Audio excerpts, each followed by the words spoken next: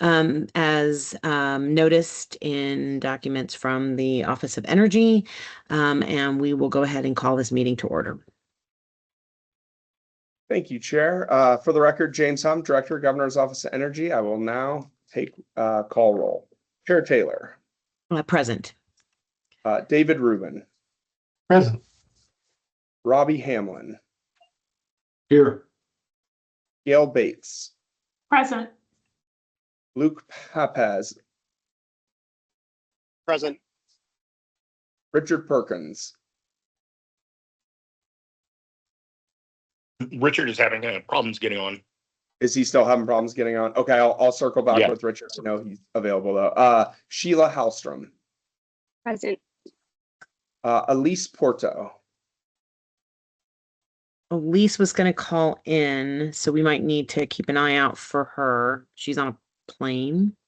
Excellent. Okay. I will log her as present if she's able to join. Luis Cruz, he was having issues too, but I think. Present. So, All right. Excellent, Luis. Thank you, sir. Eric Hansen. Present. Jeremy Newman. Present. Jeremiah Drew. He might have rolled off. Andrea Martinez. No, Andrea. James Hum, I am present. Tom Burns. No, Tom. Assemblymember Brown May. No, Assemblymember. Assemblymember Richard DeLong. Present. Michael Park. Present. John Shields. I'm here. Leslie Mujica. Present. Haley Williamson. Michael Roberson. Present. Terrific. All right, I will connect with Richard as well. Chair, we have a quorum. great. Thank you very much, Director. So, and then I will do the for public comment. So we'll go via phone first because there's special instructions, and then I'll call for public comment if there's anyone else that joined the Zoom. So to provide public comment via telephone, please dial 775-321-6111. Enter the web ID, which is 470-383-10#, followed by the passcode, which is 836977. You have anyone dialed in for public comment on the phone?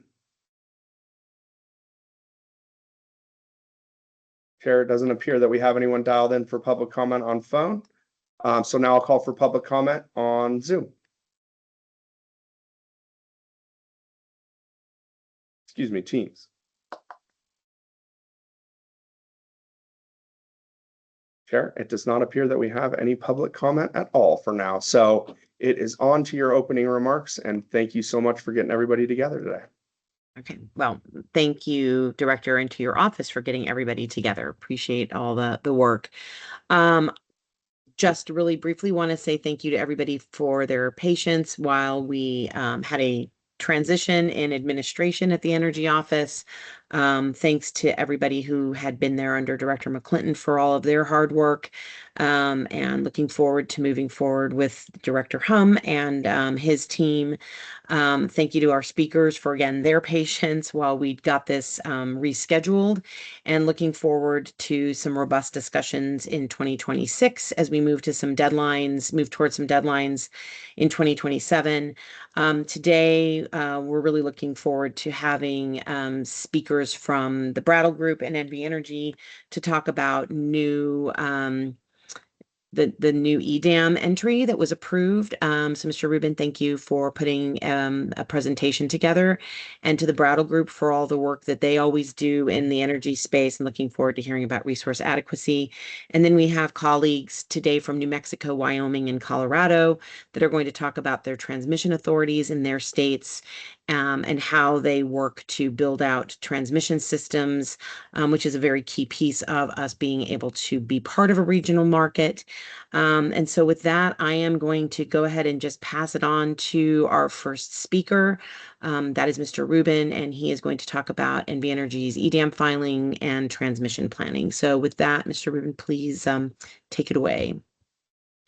Thanks, Jennifer. Were you all going to call up that deck or? I will I'm gonna- handle that. Give me 1 second. Oh, and I don't think I've said it for the record, Jennifer Taylor, Chair.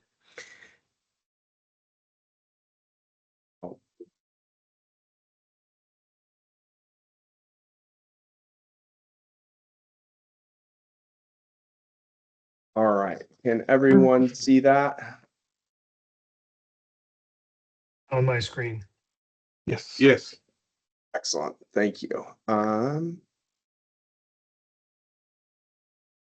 right. Hold on 1 second. All right. There we go. Okay. Jennifer, thanks for the opportunity for a brief update on several market-related topics. I will touch on our filing before the PUCN requesting authorization to join the California ISO's Extended Day-Ahead Market, or EDAM. But as that matter is pending with the Commission, I'll limit my remarks to the procedural status. I will also touch on EDAM implementation, the Westwide Governance Pathway Initiative, NV Energy's participation in the new Resource Adequacy Initiative related to the Brattle presentation that's going to follow me, and then upcoming meetings that the California ISO is holding on SEAM's issue between EDAM and the Southwest Power Pools Markets Plus, and finally the upcoming workshop at the PUCN on SB 448. And then turning to slide 3, NV Energy joined the Real-Time Western Energy Imbalance Market, or WEIM, in December of 2015.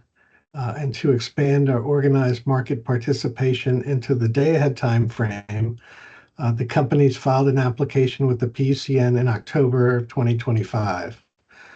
13 parties filed interventions, and a hearing took place on March 10th of this year. The Commission's April 3rd order approved the application with certain conditions, and then 2 petitions for reconsideration have been filed. One by NV Energy seeks reconsideration of the cost treatment associated with certain charges related to potential failures of the resource sufficiency test and the ability to spend funds on EDAM implementation in 2026. The other petition was by a group including Nevada Gold Mines, the Southern Nevada Water Authority, and several of the direct access casinos that requested that the companies have approval of the changes to their open access transmission tariff to implement EDAM prior to the PUCN's authorization of the application.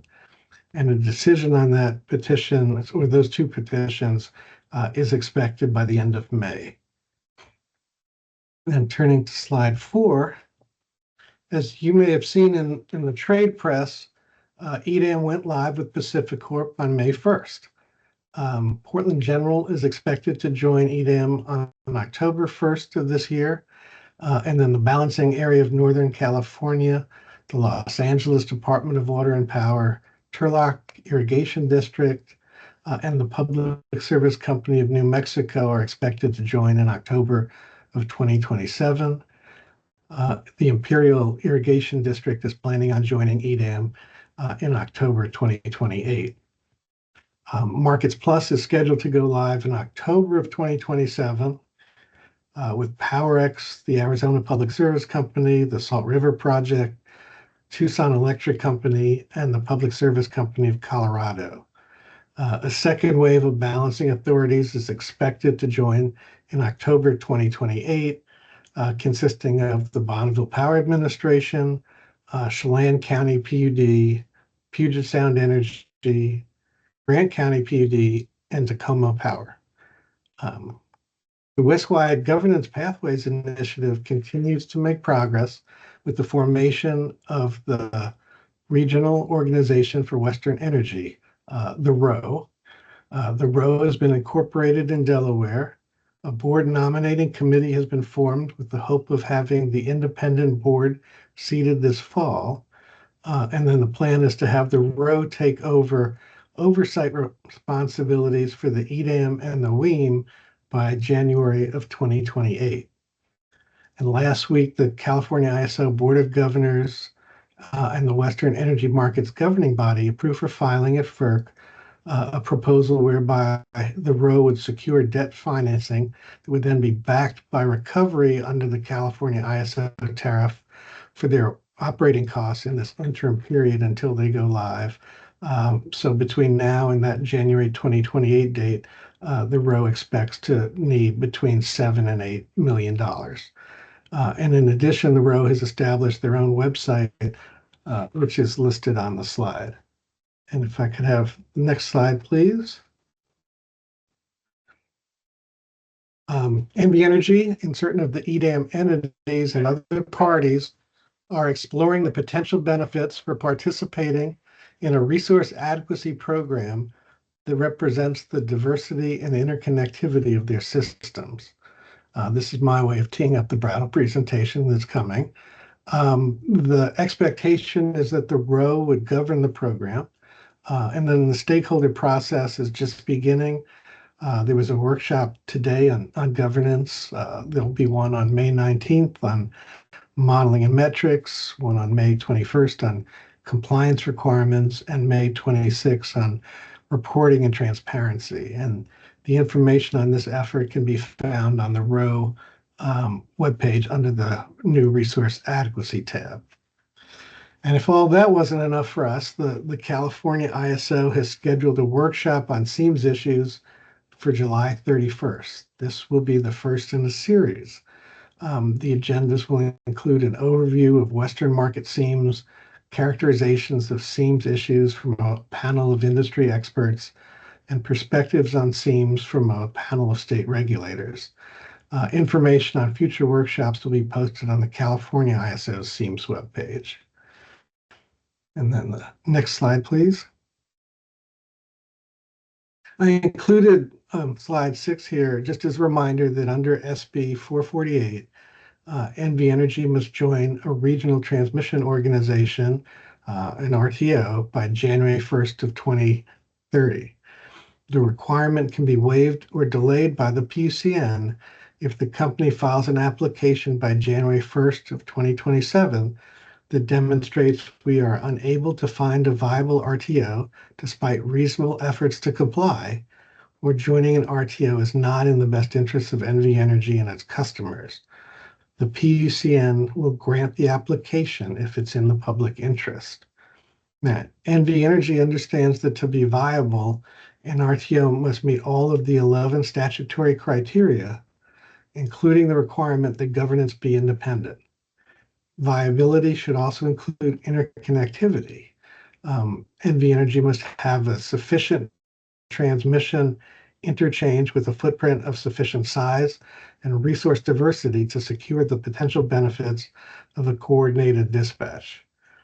Best interests includes reliability, economic, and environmental components.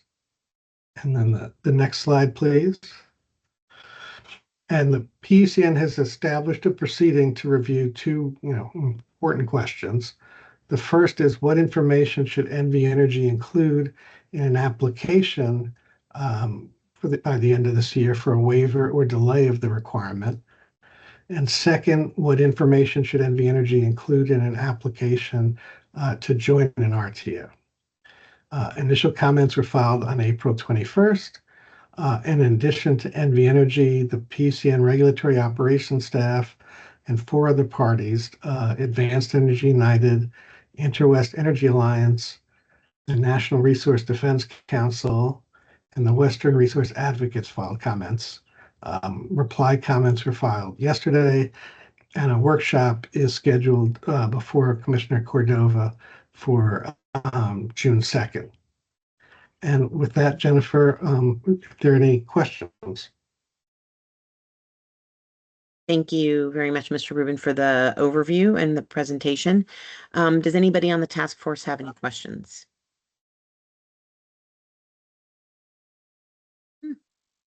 So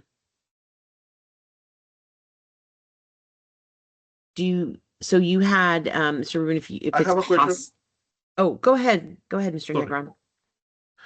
So, Mr. Rubin, do you know if the small electric co-ops are planning on joining that new market, or this is just the NV Energy portion? Yeah, it's a good question. Our joining would be at the whole balancing authority area levels. So it would include the co-ops as well. Thank you. Anyone else have any questions? Okay. I just have a quick question, Mr. Rubin, because I just wanted to see if you could, since the order has been issued but not finalized, review quickly some of the conditions that the commission put on you for joining, if you don't mind. Sure. Apologize if I don't get them all, but I'll try. The first was that we would not spend money on implementation until January of 2027. Then there are caps on our implementation costs based on our estimate of what they would be. That cap can be modified. We have to go back to the commission to spend money above that. Similarly, there's a cap on our incremental operation and maintenance and administrative costs, again, at the level that we estimated, and again, with the caveat that we could go back to the PUCN to modify that. And then the final one, as I indicated in the presentation, involves the resource efficiency test failures have a surcharge associated with them. The order as currently structured would automatically disallow those costs. And what we asked for in reconsideration is that not be automatic, because there could be circumstances where the failure, was not our fault, and we just wanted the opportunity, like any other cost the company incurs, to have it reviewed as a prudence evaluation, that we would identify when the failures occurred and what they were, but at least there would be an opportunity for recovery and not an automatic disallowance. Okay. So those all sound very much like implementation administrative requirements, but the PUC did approve the joining of EDAM just with those sort of administrative caveats and clarifications. Correct. Okay, that's fantastic. Okay, I don't have any other questions. Anybody else have anything? Okay, easy. Thank you, Mr. Rubin. And I should have said this too at the beginning. Welcome to you, and welcome to some of our other new members on the task force. Looking forward to having all of your expertise and having you join for today and our subsequent meetings. So thank you. Thank you. All right. Next up, we have the Brattle Group. They are going to talk about comparative impacts on planning reserve margins. And we are really excited to have them join us from DC, and also to our folks on the East Coast, David, and to the Brattle team. Thanks for joining us so late on your time schedule. So I will pass this over to Kai Van Horn to review the report that they put together. Thanks, Kai. Yeah, let me go ahead and pull up the slides here. Thank you, Jennifer. I appreciate it. The opportunity to present this to the task force, and thanks, David, also for teeing this up. We're going to focus on the area that in the item that David mentioned about the Regional Resource Adequacy Program, and talk about. Are my slides visible before I begin? Okay. Yes. And talk about a study we performed for a group of utilities, including NV Energy, that concluded in October of last year and was released at that time, that looked at the comparative PRM or planning reserve margin impacts of different regional resource adequacy footprints. And I'll get into what that exactly means as we kind of drill in here. My colleague John Tsoukalos is also on the call, who's on the study team, but I also should just shout out to the large team of analysts and associates who helped put this pretty large scale study together. So I'm going to try to go into things at a high level, and if we have questions that go into more details, we can do that. But I'll give an overview of the study and some context for understanding like why we were looking at the question we were looking at, and then a summary of the findings. And then there are some appendices that are available for folks who want to dig in also after the presentation.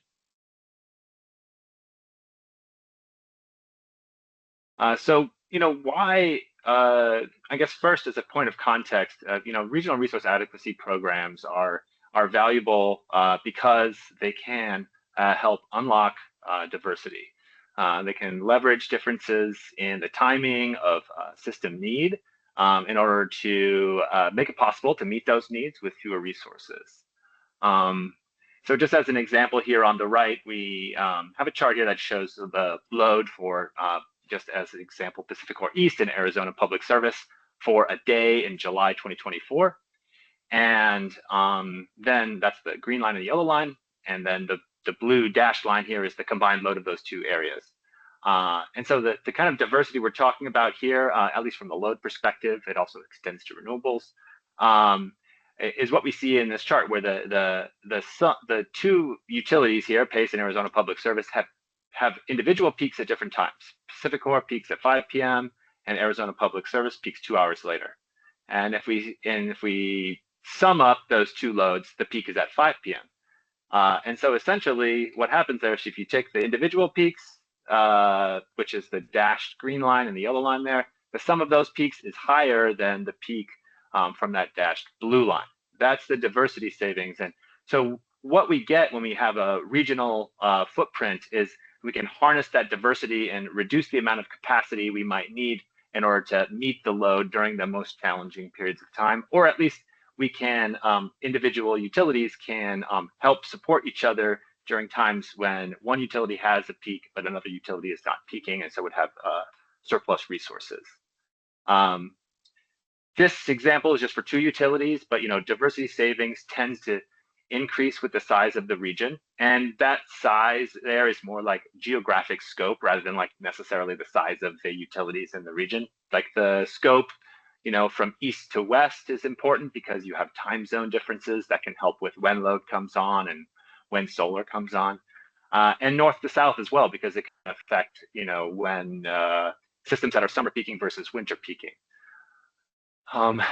And so this diversity then in the context of regional programs and in the context of resource adequacy can lead to reductions in the planning reserve margin, which is the sort of criteria that entities are planning to in order to ensure that they have the capacity they need in order to meet resource adequacy requirements like the 1 in 10, 1 event day and 10-year standards.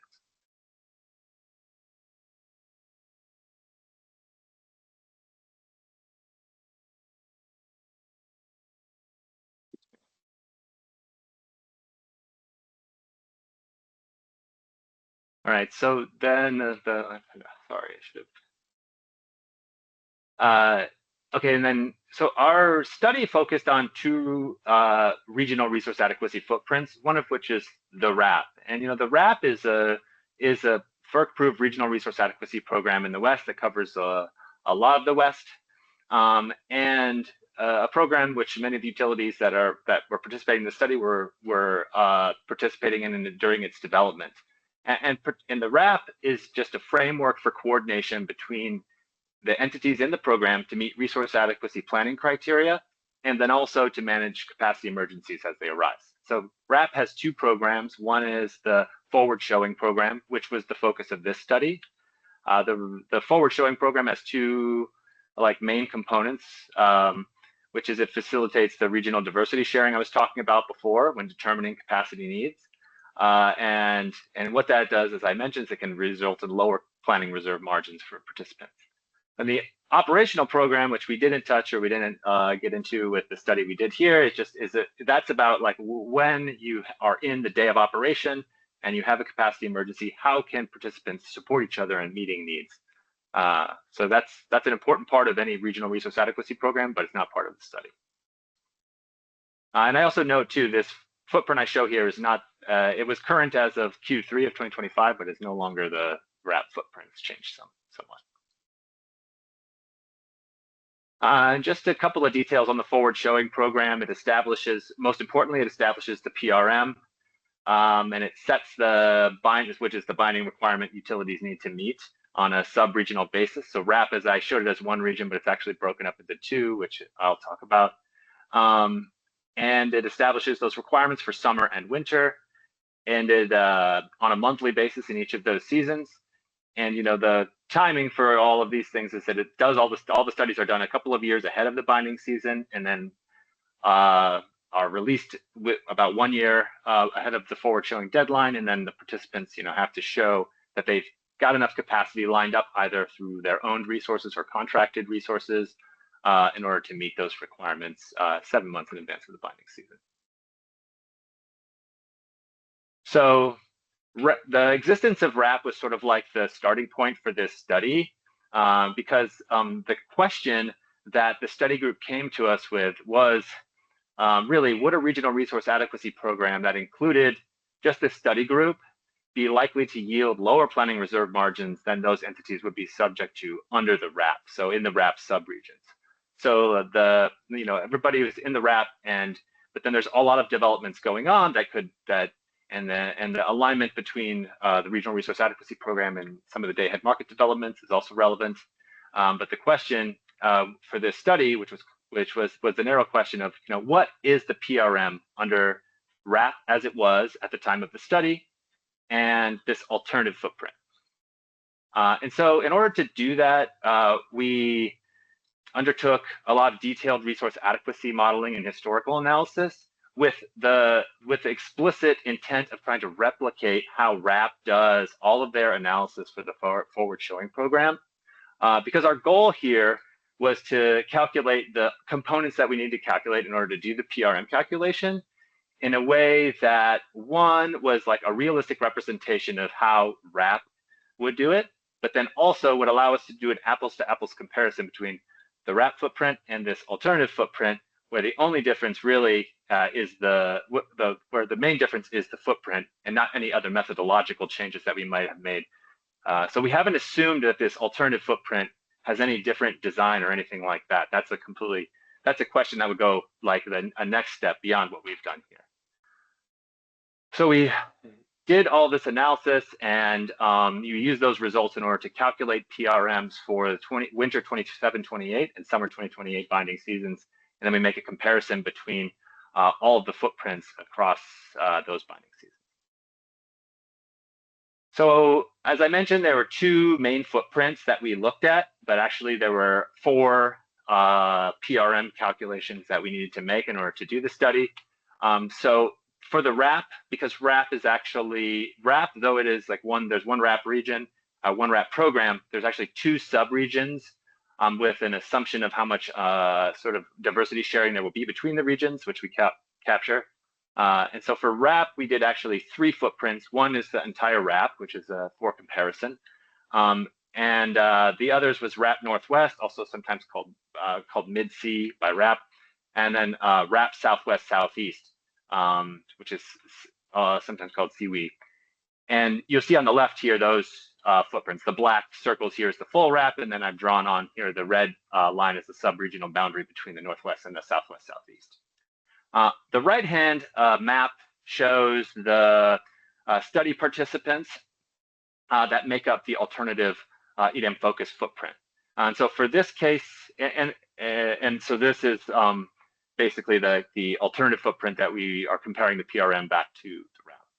In all of the cases that you see here, for all of the footprints, we assume, as is done in the RAP, that there's no limits on transfer within the footprint. So when studying, the RAP Northwest or the RAP Southwest Southeast or the non-CAISO EDM or the full RAP with the resource adequacy model, we assume that all transactions can be made in order to facilitate meeting regional demand when there's a scarcity event. Not shown here is that when we're doing the qualified capacity assessments, there were also like 18 other subregions that we studied in order to do ELCC calculations in the way that RAP does it. I also mentioned already we focused on winter and summer binding seasons for 27, 28, and 2028. And then, in order to align with the RAP, we conducted all analysis on an hourly basis with the metrics, the final metrics calculated monthly or seasonally as appropriate for PRM and ELCC. So that was running a lot, like hundreds or literally thousands, I think about 100,000 simulations of hourly operations for the different footprints to calculate how much perfect capacity would be needed in order to meet the hit the LOLE criterion, and then also to generate all of the information we needed on resource accreditation in order to do the PRM calculation. And so just to give a sense of the sort of analytical framework that we use before I move to the results, the way, and this outline here kind of like is just the sort of general framework for how RAP calculates the PRMs according to the business practice manuals. We have two sort of streams here. One is like calculating or assessing the PRM in the PRM simulation, just how much capacity do you need in the region in each region in order to hit the 1 in 10 standard. And so that just like looks at 40 historical weather years and all the different resource types, and figures out how much perfect capacity, either positive or negative, does it take in order to until the region is exactly at 1 in 10 for each binding season, and is at least at 0.1 in 10 for each of the months in the binding season. And that takes in also some forecasted load that we generate in the RAP approach from historical data. Then on the resource accreditation side, there's one historical based analysis you have to do, which is assessing the capacity critical hours over the last 10 years. And then you also conduct a number of additional resource adequacy simulations to calculate ELCC for wind and solar and storage on a sub-regional and a regional basis. And all of that flows into another calculation of the resource accreditation for each type of resource and down to the unit level.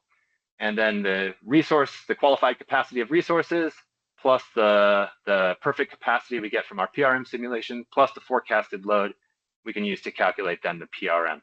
So it's a very involved process to get to what is ultimately just like a very narrow metric, or a very concise metric. But it helps us understand it's useful to use these detailed models in this large amount of historical data, because it helps us understand sort of the broad dynamics at play and how the diversity, and be more confident that the simulations are capturing the different drivers of like diversity savings, say by capturing like a large number of weather scenarios and a large number of outage draws. So now I'll describe the key findings of the study. So what we found in our analysis of regional PRMs was that for the summer, we saw similar PRMs across the footprint. And so the chart on the right here shows the simulated seasonal PRM by footprint.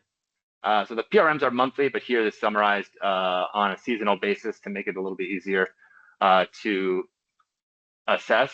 The left set of bars is the summer and the right set of bars is the winter. And we show here, RAP Northwest, Southwest, Southeast, full RAP, and the non-CAISO EDAM footprints going from left to right. The real comparison here is between RAP Northwest, RAP Southwest, Southeast, and the non-CAISO EDAM. The full RAP footprint is really just a point of comparison to help us sort of vet the results for the RAP zones to make sure that like we see what we expect, which is that the full footprint should have a lower PRM than the individual zones. So when we look at the PRMs, what we find is you can see on the left there, we see similar summer PRMs across the key footprints here, excluding the full RAP, and lower PRMs in the non-CAISO EDAM footprint in the winter. And the main driver here is really about the timing of risk and the ramifications for diversity. In the summertime, all of the footprints have risk concentrated in the same set of hours in the evening. It's really about, how high net load is, the risks of an outage that drive loss of load and drive the sort of PRM, and subsequently drive the PRM, are about how much you can charge storage in advance of those hours, and the loss of load risks driven by thermal outages during those critical periods in the evening. And so it's a similar dynamic across footprints. In the winter, we find that the loss of load risks are a bit higher for the RAP, and that tracks with something we see for RAP, which is that the RAP subregions have two periods of risk in the winter. One period of risk in the evening, which is also the same for the non-CAISO EDAM footprint. But notably, and I'll show this in more detail later, there's also risks that emerge in the morning and throughout the night in those subregions that appear to be like a sort of addressed by diversity in the broader footprints, even the full RAP footprint. So that puts additional stress on storage resources and just creates more periods of risk that can drive loss of load. And so, what really gets to what we find here is the load and resource balance in each of these regions is kind of like the fundamental thing that can determine, and then of course the shape of resources and load are the fundamental things that will determine, what is the nature of the risk. And we find the relative balance of peak and qualified capacity, the types of qualified capacity, all of those things influence the nature of the risk. And so there's two views here of sort of like that try to help us understand the relative balance of those things in the regions. On the left-hand side, it's in megawatt terms, the yellow bars being the seasonal peak, and the stacked color bars being the resource type stack in the region in gigawatts. The chart on the right is the same chart, but it's just normalized by the total amount of qualified capacity. So I think the one on the right makes it a little bit easier to understand the relative balance of capacity and peak load and the types of capacity in the region. And so just to sort of note here that across the regions, in the RAP Northwest, unsurprisingly, it's very hydro heavy, and hydro makes up the vast majority of qualified capacity in the region, versus in the Southwest, almost 70% of the capacity is thermal resources. And then in the non-CAISO EDAM, it's about 60% thermal, and then you have like a sort of more of a mix of hydro and storage and renewables. And the picture is similar for the summer and the winter.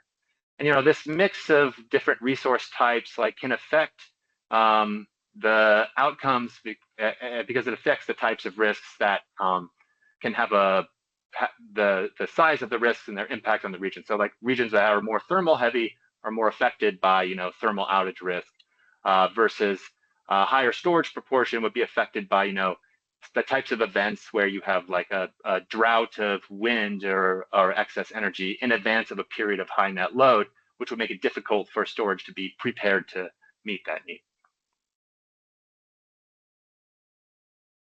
So just to drill in maybe a little bit on the risk timing that I described earlier, this chart on the left shows the loss of load probability, simulated loss of load probability for the summer for each of the footprints. And this chart is for all the hours of the day, except we've just dropped the hours where there was no noticeable in the chart loss of load probability. So we focus in on kind of the critical period here between 1,500 and 2,200 hours to show what hours of the day did we find in the simulation had the highest loss of load probability. And maybe just to step aside here and just say one thing about these simulations is these simulations are not just a simulation of the resources that are on the system and lots of different load profiles for different weather scenarios.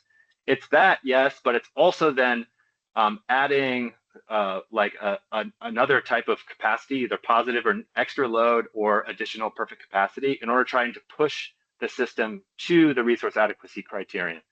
So the fact that we see like a loss of load doesn't mean that there will be loss of load. It means that like there, with a certain amount of like sort of like additional load, there would be loss of load, and it would be at the criterion. So I just wanted to say that aside.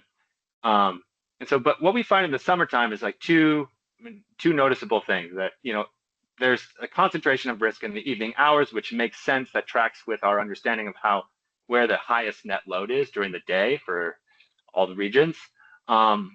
One thing that stands out though is sort of there's a disconnect between the timing of risk for the RAP Northwest and all the other regions, and this is entirely because of storage. So it shows another thing, that storage affects the timing of the risk, because in the Northwest, for the resources that were sort of expected in the region for the binding season that we were studying, there's very little storage. And so there's very little impact of storage on the timing of risk, versus in the RAP Southwest and the non-CAISO EDAM footprints, there's significant storage. And so it starts to have an impact on the timing of risk, pushing it to later in the evening, so past the like actual net load peak, and then when the net load is actually ramping down, and the storage can help starts to exhaust its stored energy. And then the RAP, of course, like the large RAP footprint is influenced by the RAP Southwest Southeast storage. Winter risk profiles are, as I mentioned, like also concentrated in the evening. So we see here the risks across all of the footprints are significant in the evening, starting around 1700 hours. But this chart, you know, we show all the hours, because actually now we see for the subregions in RAP that there's risks that emerge extending into the night and during the morning ramp for the subregions. And so, yeah, what these additional periods of risk that are then eliminated in the RAP footprint and that don't exist in the non-CAISO EDAM footprint, I think are indicative of the diversity that those footprints bring, that helps, you know, reduce, that helps bring to bear resources to support the system during times of capacity scarcity, or during periods when there's a lot of forced outages. One thing I would note that I meant to mention back on the slide where I showed the footprints is that, you know, there's two differences between the RAP footprint and the footprint that we study as the alternative footprint. One is that a lot of the there's fewer, it's a different set of entities, a subset of entities that are in the RAP footprint, but then also we add in some entities that are in California. So I think one qualitative difference between the footprints is that the RAP footprint includes only non-California WECC entities, whereas the alternative footprint we study includes some utilities in the southern Northwest, throughout the basin area, the desert Southwest, and then also in California. And I think that's one dimension of the additional diversity that comes into play in that footprint. Another important part of doing the calculation is about ELCC, and so we calculate ELCC for each of the load, wind, and solar. What we find is a sort of like typical of those resource types for the WECC and for the regions we study. We find that solar ELCCs were significantly lower in the winter, which is consistent with the timing of, you know, load, peak, and availability of solar. Wind ELCCs tended to be higher in the winter than in the summer, which is generally the case, yeah, for wind availability in the WECC. And that battery storage, you know, ELCCs tend to be lower in the winter, which is characteristic of that longer period in the evening, or more hours of risk, which make, you know, the fleet of storage resources, which are largely, you know, 2 and 4 hour storage resources, it makes them less valuable per megawatt from a resource adequacy perspective, because they just get exhausted more frequently. So one caveat to that is that in the Northwest, there's very little battery storage in the portfolios we were using, and so we actually didn't see any difference between summer and winter, indicating that the battery storage really the amount of it is so small that it doesn't have a meaningful impact on the ELCC, whether it's summer or winter.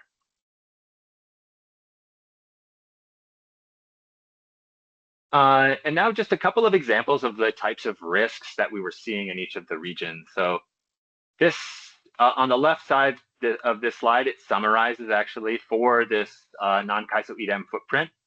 For each of the footprints, we simulated 40 different weather scenarios, and within each weather scenario, hundreds of thousands of outage draws. And so this summarizes across each of the 40 weather scenarios, which weather years, which weather conditions were driving LOLE, or what was the contribution of each weather scenario to loss of load expectation when we hit the 1 in 10 for the season.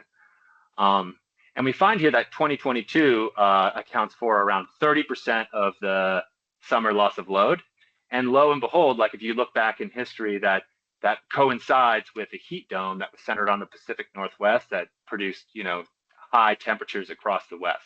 And so, on the first instance, it's useful to see that, okay, yes, we're seeing resource adequacy issues in the simulation during periods of time that were genuine challenges for the system because of the weather conditions. But then if we, on the right-hand side here, it shows like the week going from August 14th to August 19th, 2028 with 2022 weather. And so what is this? And this is showing the resource stack and load and the load plus perfect capacity for this week over the average overall outage draws. So it's sort of the average availability of resources in each type. And then the red line across the bottom is showing the periods where we had loss of load. So anytime that red flat line goes off of the axis, that's a loss of load event. Red is bad. So a few things that jump out from this sort of chronological view of the results is, one is that we see those loss of load events on 2 days. So, August 16th or August 16th and August 17th. And what we note is that the nights preceding those days are periods of very low wind. There's low wind on the night preceding August 16th and the night preceding August 17th. We also see, like, during this week, evening peaks are increasing over the week, and they're highest on these 2 days. And so essentially what's happening here is that, we don't see the outage impacts necessarily, since we're showing just the average view over all outage draws, but we're seeing that the storage, is not able to charge, is not able to deliver as much as is needed during these periods of the net load peak on the 17th and 18th. And that's likely a combination of net load being high, but also there being outages of thermal resources that then have to be made up by storage. And so what we see is that in this footprint, the driver of risk really is this high net load with preceding periods of low renewables. And then a similar view for the Southwest, Southeast. We see in this footprint that the loss of load expectation is sort of drawn out a little bit more over the different weather scenarios, and that more of the LOLE is in 2020. So even just the difference in like weather-related impacts is a reflection of the composition of the footprint. So in this footprint, 2020 was actually harder than 2022 was for the non-CAISO EDAM footprint. We see about 20% of the loss of load expectation in that in the RAP Southwest, Southeast footprint. And that also aligns to a historical event, which is a heat wave centered on Arizona in the summer of 2020. And so that kind of like elevated temperatures throughout the Southwest region and produced this more challenging period. And what we're finding, what we see, and this is again looking at a period in August, but now with 2020 weather, and we see here there's a loss of load events on 5 subsequent days that are driven largely by like full utilization of the thermal fleet. So we see the thermal fleet is pushed to full utilization, and that means that that any unanticipated outages can result in loss of load. And so storage also plays a role here because there's a significant amount of storage in this footprint. But here we're seeing that that thermal resources are a part of the picture.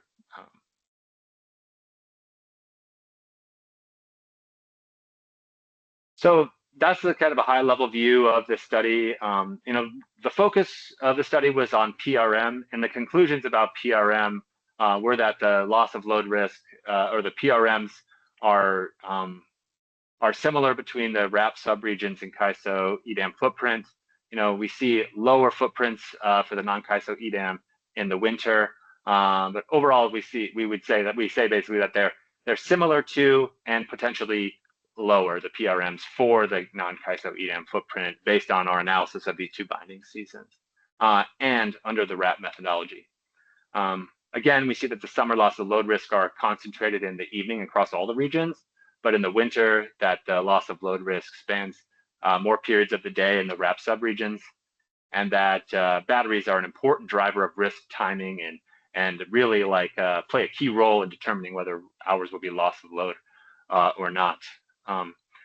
And then just to say again that we focus here as a matter of methodology and consistency on replicating the RAP approach, but we think that there are ways that approach could be enhanced, such as having transmission limits within the footprints to have a better understanding of deliverability, using temperature-dependent thermal outage rates that could identify more challenges related to thermal resources. And a few other things that could help improve the ability of the program to identify challenges and opportunities related to resource adequacy. And I know the EDAM group is going through a design process right now and thinking through a lot of those things and how to build on the successes of the RAP in order to come up with a very effective program. So that's concludes my summary of the study. So if there are any questions, I can take those now. Thank you very much, Kai, for that walkthrough. Do any members of the task force have any questions for Kai? No, lots and lots of information. Let me just ask you a quick question just to make sure I'm sort of hearing what the conclusion was based on all of the data that you provided. So basically it would be Brattle's recommendation is consistent with the decision made by NV Energy to exit the RAP and to look at the non-CAISO EDAM footprint for better reliability, less risk on loss of load. Yeah, well, I would say that we didn't make a specific recommendation. We just found that the PRMs were lower, and we know that PRM is just one part of a decision to leave a program like that. But I would say that we find that the PRMs are at least as good, if not lower, or at least as low, if not lower, than the RAP footprint PRMs in this alternative footprint. So from the perspective of PRM, going with this alternative footprint, from the perspective of our analysis, is not necessarily would not make put the utility in a worse position for PRM. Okay. Can you expand a little bit on some of your suggested enhancements, like the transmission limits within the footprints? Oh yeah. I think there are really three that I would focus on, two of which I mentioned here. One is the transmission limits within the footprint.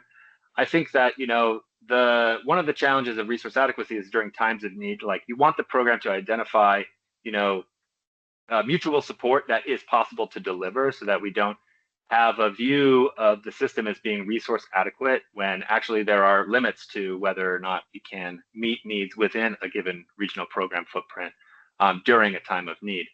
And so this really gets to this idea that we're modeling when we calculate the PRM, we're modeling each of the footprints as one bubble.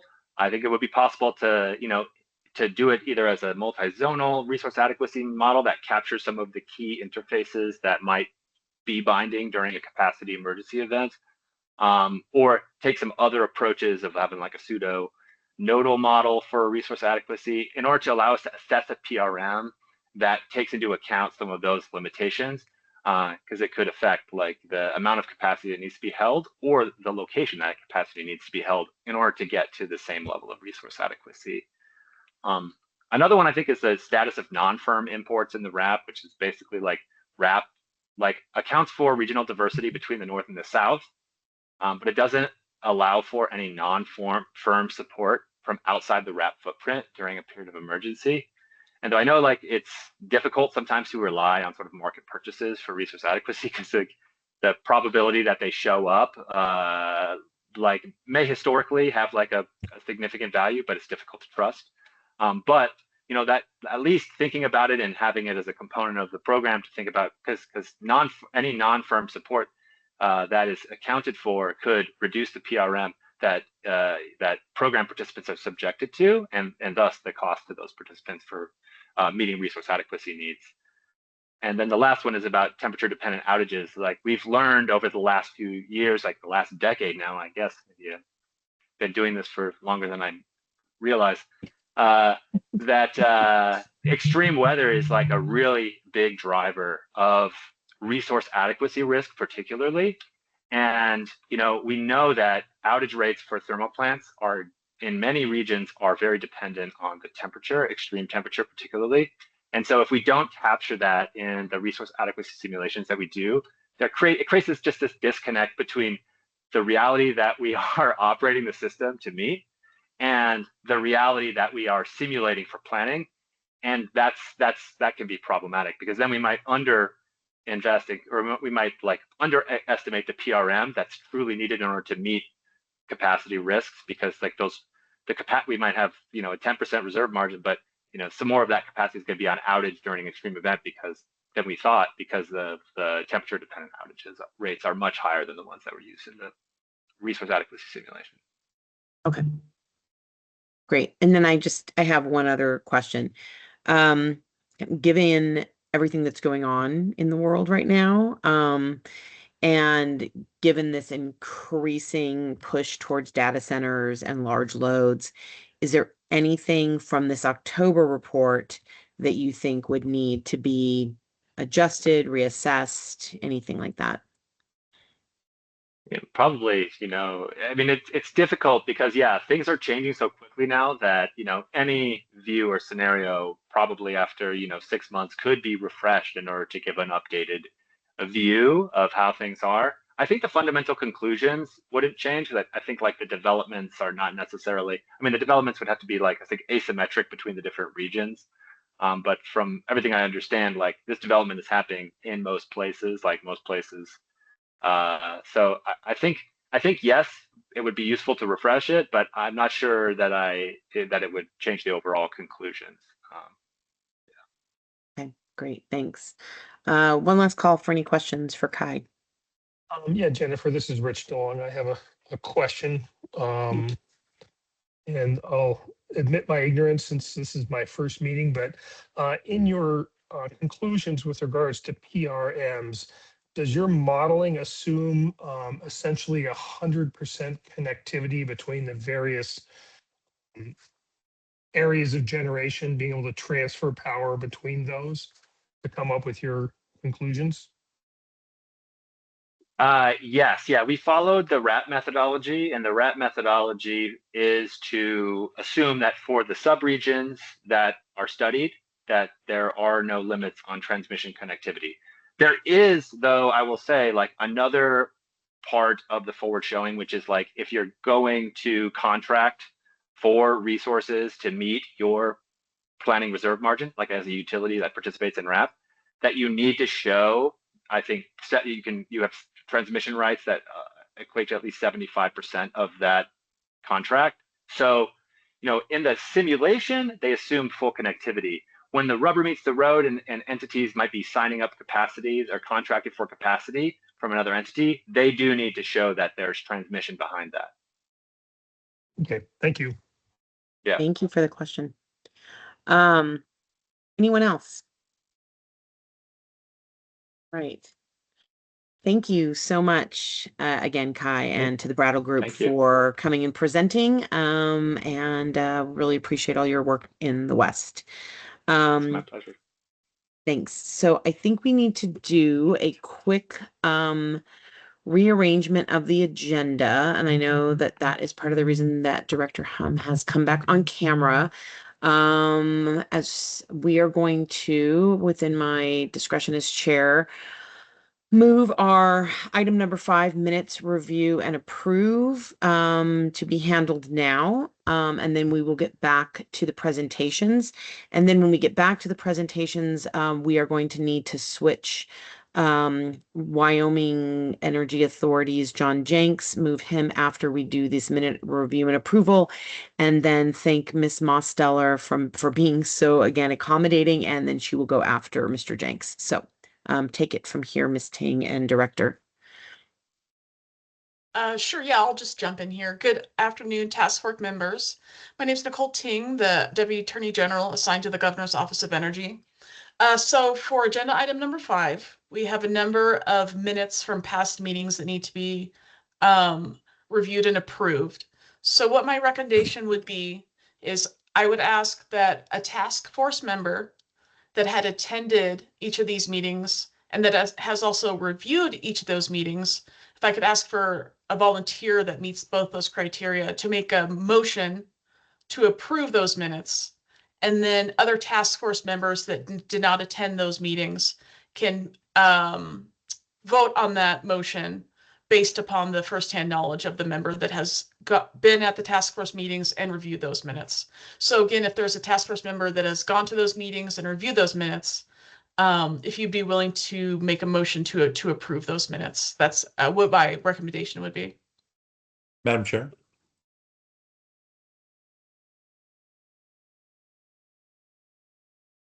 Richard Perkins here. Sorry, Mr. Perkins. Yes, I'm just trying to get to the unmute. Nope, no problem at all. I have that very challenge all the time. I believe that I've been in attendance at all these meetings. Be more than happy to make that motion. And you've been in, so for all of the meetings, then numbered A through I, essentially, you've been at all those meetings and are able to make the motion for all of them. And yes, and have reviewed those minutes before this meeting. Thank you very much, Mr. Perkins. Okay, there is a motion to approve minutes for 2022, 23, 24, and 25. Director, do we just say aye, or are we going to call roll on this?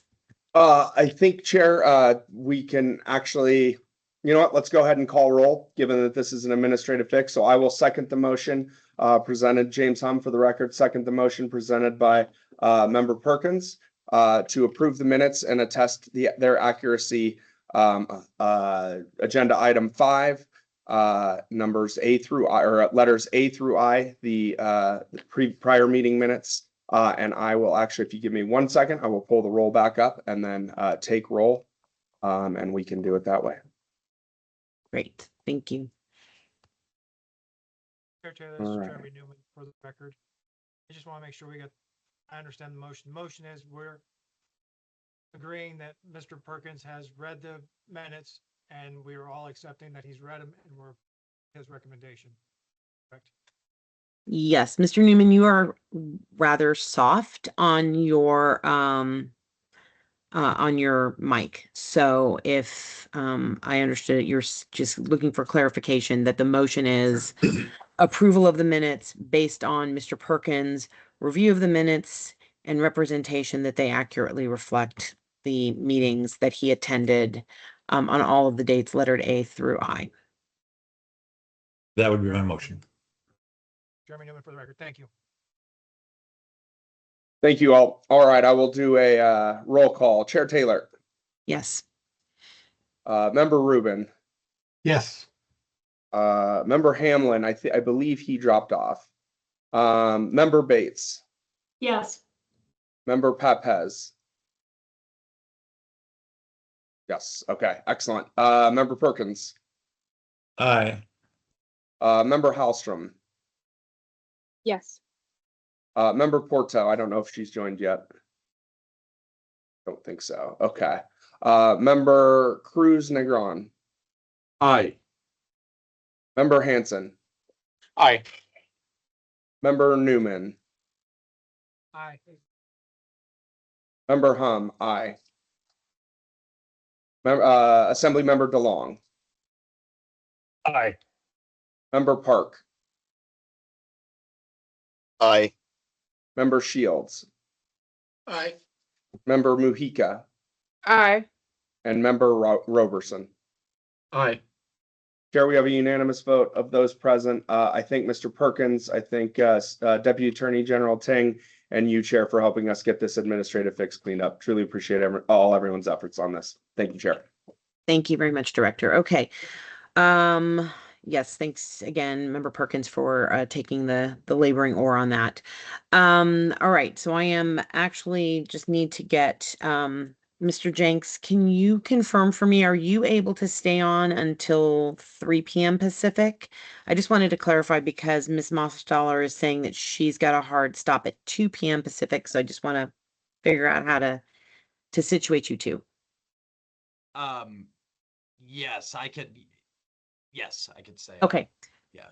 All right. Thank you again. Thanks everybody for their flexibility. So let's go ahead and we'll actually keep the agenda order for the transmission presentations as we had it. So I will go ahead then and pass the mic over to Ms. Mosstaller for a presentation on New Mexico's Renewable Energy Transmission Authority, as you know, part of our work trying to make sure we've got the infrastructure in place for a regional market.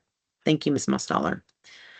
Thank you, Chair Taylor. Just quickly, how much time would you like me to go for? I think we talked about this. If you wanted to go for about 15 minutes, and then we can take questions, I think that would be good. If you think that's an appropriate amount of time to get through your presentation and provide information for the task force to think about as we move forward. Sure. Okay. Okay. So, the New Mexico Renewable Energy Transmission Authority, I'm the executive director and have been in that position for about 2 years. Before that, I was their general counsel for about 8 years. We are a state authority established to facilitate the planning, financing, developing, acquiring of high voltage transmission lines and also energy storage projects to promote the expansion of New Mexico's carbon-free renewable energy in the state for both export and use in New Mexico.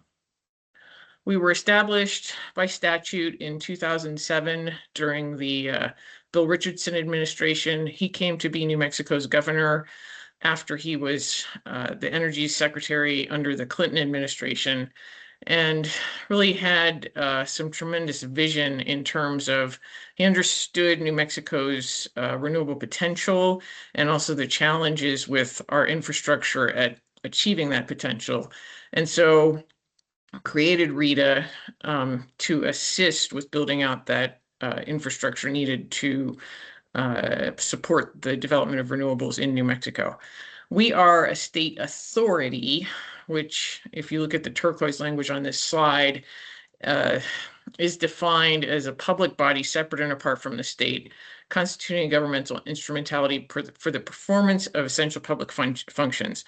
We have about between a half dozen and a dozen of these in this state, and it creates an entity that sits somewhat between government and the private sector. We have a lot of attributes of a governmental entity, but also have some built-in flexibility that enables us to work more effectively, more practically with private businesses. We are governed by a board that is appointed 3 members by the governor, and those members are then confirmed by our Senate. Speaker of House gets an appointment, the Senate Pro Tem gets an appointment, and then our treasurer and basically our energy secretary, the Secretary of Energy, Minerals, and Natural Resources, all sit on our board. Again, I created to try to capitalize on particularly wind and solar resources in New Mexico. This slide shows that we have really tremendous potential in wind and solar, and more recently there's been studies done that have identified New Mexico as 6th in the nation in terms of potential with geothermal. So the state's very high on promoting that industry as well right now. So this is where the resources are, and this is where the grid is. And this shot here shows, let me toggle to the next slide. The resources are not where the grid is. And in addition, the grid is not well suited for the intermittent nature of wind and solar resources. It's old, it's rickety, hasn't really been expanded on since the 1980s.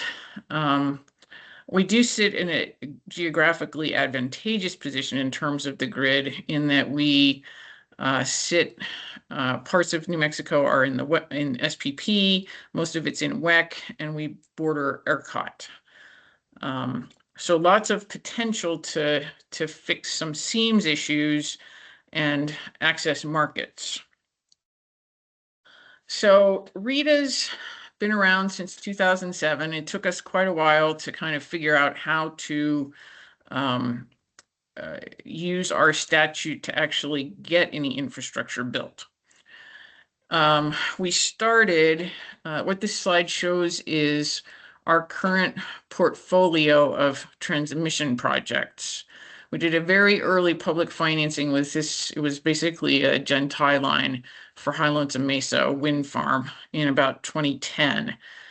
And Western Spirit, it started out named the New Mexico Collector System, was our first project. Started with a study around the same time period, 2010, 2011, and was put into service in December of 2021. So in the West, it takes about 10 years to, go from concept to commercial operation date. So right about the average of what it would take in the West to get a new transmission line built. Lots of lessons learned with Western Spirit. It started with, I said, a transmission study to identify basically a bite-sized project that RETA could start with that would help us access this wind that's in Torrance and Lincoln County. Very, very good, consistent, advantageous wind speeds here. And as you notice, our projects are centralized in accessing this particular area. So getting Western Spirit built really helped give us a lot of credibility. Alongside that project, we had also been working with the SunZia project, which I'm guessing quite a number of folks on this call have heard about. As it was originally conceived, SunZia was 2 lines, a DC line and an AC line, both being developed by Southwestern Power Group. Several years ago, Pattern, who was our partner on the Western Spirit line, purchased the DC line 1 of SunZia and kept the SunZia name. And then also still being developed is line 2, the AC line, is now rebranded as Rio Sol, and that's Southwestern Power Group still owns that. SunZia is very close to achieving full commercial operation sometime later this month. Our one line that we have in the SPP territory is the Crossroads Hobbs Roadrunner line, and it came into commercial operation on April 28th. We're very excited about that. This is the one line in our portfolio that is not specifically the capacity on it has not been identified as a full renewable line. We're required to have 30% renewables on our transmission line, on our lines. All of them except for Crossroads Hobbs have been conceived of being 100% renewables. Crossroads Hobbs meets the 30% now and will continue to increase as time goes by in percent of renewables. And then further out in development, so Rio Sol is scheduled to they're in late stage development and will be in construction in the next couple of years. Further out, Lucky Mora is a smaller line And along with the North Path, which is conceived of right now as a DC line, all those are targeted at reaching the renewable wind resource up in Union County. North Path is slated to be in construction probably around 2030, operation 2032-ish. And then some of these others, Hidden Mountain would be a tie to interconnect PNM system with the Rio Sol line. And then this ENMC connector is our most recent project, and it would, if fully constructed, interconnect with this DC tie. We have two of those in New Mexico that are weak, and if upgraded, could really help with the transfer of power across SPP and the Western Interconnect. And if we are able to get all of that built, the top three as of this month will be in service. Would be about 16,500 megawatts of total new transmission capacity, which New Mexico's peak load is right now 4,000 megawatts. It's growing like everywhere else, but that just gives you an idea of the thrust of what we're doing is really for export of our natural resources here. So how does RETA engage with projects and help get them built? We, as part of our statute, bring tax incentives. If we acquire the project, we're able to provide gross receipt and compensating tax deductions for the goods and services necessary to build the project. And then for as long as we're holding, what we do when we acquire projects, we hold legal title in the real estate and the improvements and lease everything back to the project company. But as long as we're in that holding the property title, we are able to give the developer a property tax exemption. We do have, I'd say probably one of our most important tools for transmission development is that we do have the powers of eminent domain. So if there's challenges with getting a line sited on private land, we're able to assist with that. We have really excellent relationships with our state land office. They're familiar with us and our projects, and we've figured out how to work very productively together. And, in terms of when permitting gets stuck, being able to, as a governmental entity, call up my parallel people in other governmental agencies can be helpful at getting things unstuck. As I mentioned, we have done one bond financing. We have not done that much and have identified some problems with our bonding statute, and I'm working at figuring out a way to perhaps use we have a New Mexico Finance Authority, which is a state bank, and they have several programs that might align in a way that would allow RETA to use their bonding statute, and they have a AAA bonding rating to assist projects with public financing. And then finally, if we've acquired the project,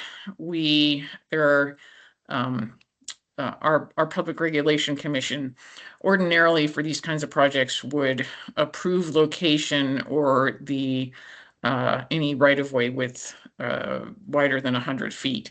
And if we've acquired the project, those particular regulatory requirements they basically cannot assert jurisdiction over our projects. We have a robust process for selecting projects. It's a part of our New Mexico administrative code. There's a pretty involved review by our projects committee of the location, the calculation of how much renewable energy the line is or the storage project's going to either transmit or store, a review of the economics of the project, a review of the experience of the developer, both in New Mexico and more generally, just to make sure that if we're going to start to engage with a developer, that it's a project that's a good fit for us and, you know, really has a good shot at getting built. And initially we are able to enter into non-disclosure agreements. We have a special exception in our Inspection of Public Records Act that enables us to protect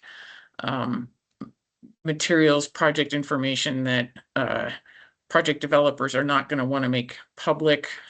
This industry is incredibly competitive, and we really would not be able to do the work that we do with our developers without being able to be able to keep confidential information confidential under these non-disclosure agreements. And then from there, we can issue letters of support that the board approves. If we get into a, more seriously want to work with a project, we'll move to the memorandum of understanding level. At that point, we have some public notice requirements in our statute that triggers a couple of different challenge periods. And then once we're through that, if we've not had challenges, we're able to move to what has really become our well-established model of doing an acquisition co-development leaseback agreement. And this is just a slide that is an overview of the kinds of benefits that these kind of projects have brought to New Mexico. Just with the Rio Sol project, there's a projected, just in development, the company spent, close to between $200 and $300 million in New Mexico on just pre-development or, project development costs. Construction for SunZia, we had 2,000 workers, in the state. For that period, there'll be a couple hundred workers to maintain the wind farms associated with that project. And then the indirect benefits really multiply what's directly spent on the infrastructure itself. And I'm a little bit over, so I will, this is a slide that talks, we've done a bunch of transmission studies that have really helped identify places on the grid that need additional support that makes sense to put new lines, and we're in the middle of one now, and that study will come out just here in a few months. That's all I've got today. Thanks. Thank you so much. Really appreciate the presentation. Do any members of the committee of the task force have any questions for Ms. Mostaller? Yeah, this is Rich DeLong again. I have a two-part question. One is, does your authority exempt projects from any siting statute or siting authority that the state would otherwise have for generation or transmission? And then the second part is, are these types of projects under your authority exempt from or have to participate in any PUC regulatory requirements? So we don't do generation. So that's yeah. Put that part of your question aside. Our projects can be transmission or storage. So the location jurisdiction for this kind of a project would be our PRC. And there's a statute that says any transmission line constructed in conjunction with a plant of 300 megawatts or more has to go to the PRC and ask for location approval. Our projects are not subject to that PRC jurisdiction. Thank you. Anybody else? Okay. I just have a couple questions.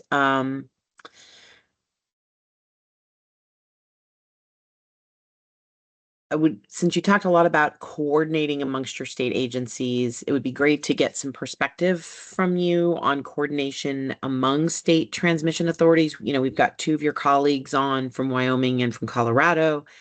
And I understand that Washington has just passed a, implementing legislation to have a transmission authority of their own.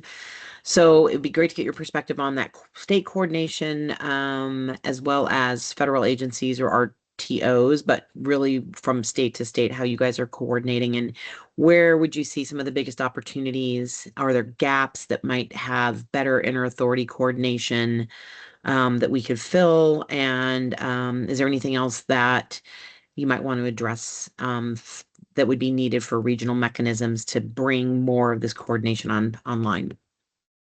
So yeah, regional transmission lines in the WEC are really tough because the lack of an RTO. The only state with a transmission authority that is geographically next to New Mexico is Colorado, and theirs is relatively new. I think Maury's going to be on, and it's, I think since 2020.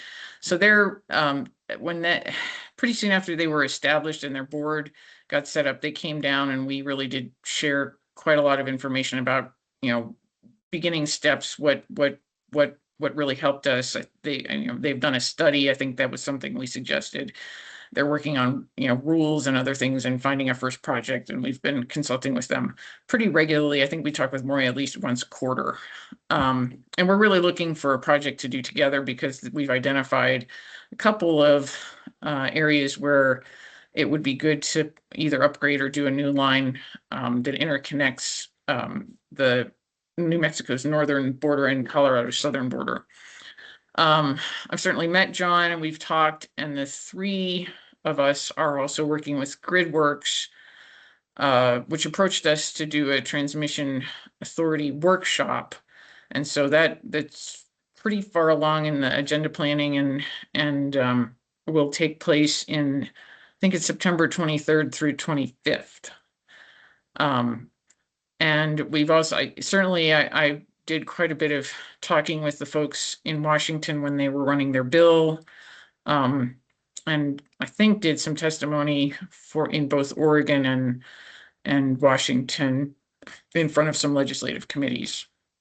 At the national level, we had a memorandum of understanding with the Permitting Council during the former administration. It's still in place, but with the policy shift on renewables, we have not really been engaged too much in that relationship.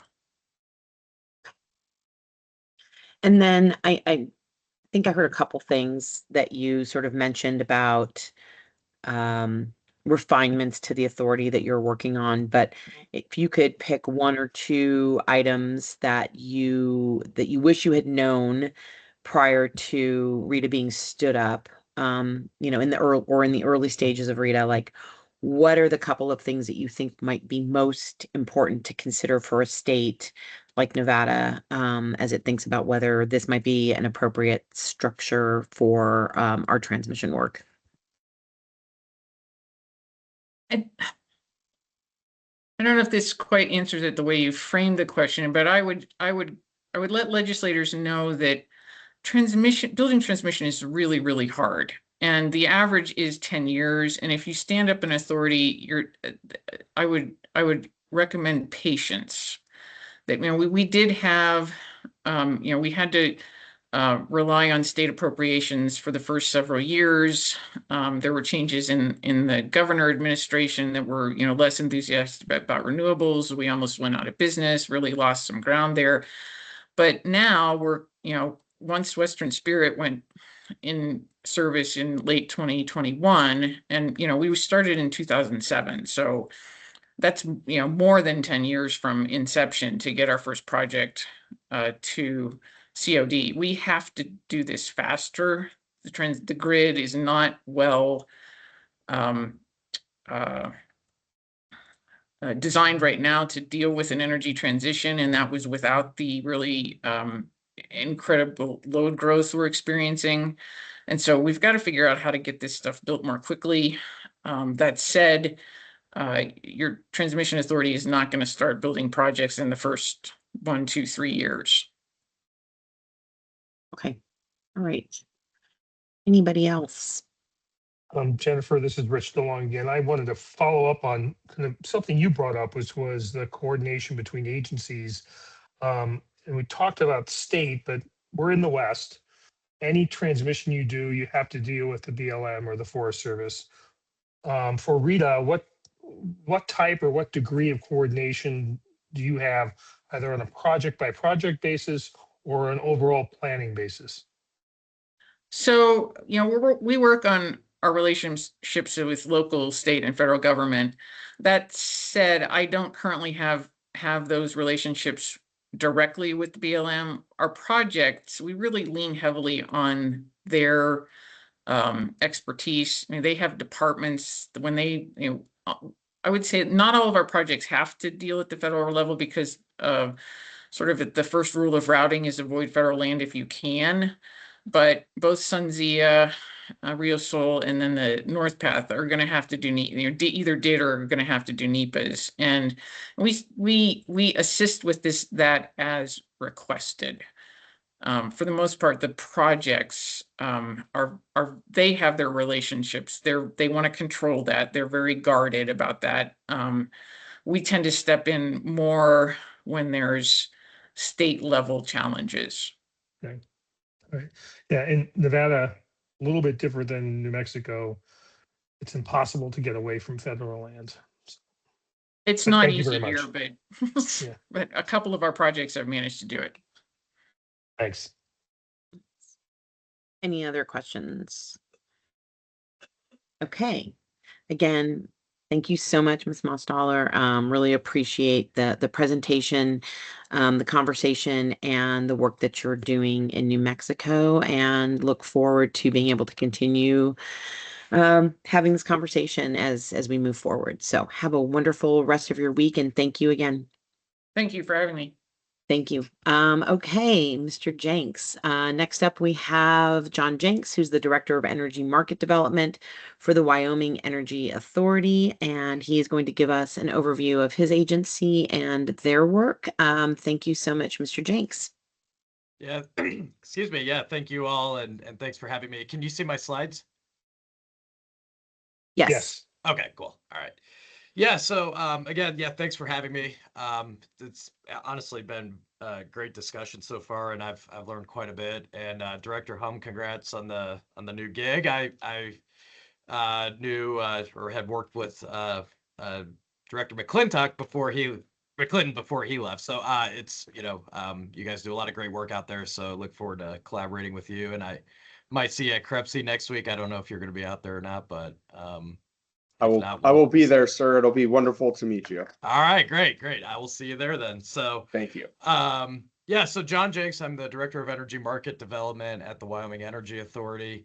The Wyoming Energy Authority, and I'm going to get into this, but we are the state energy office, but we are also a transmission authority and pipeline authority. So we're kind of a one-stop shop for all things energy.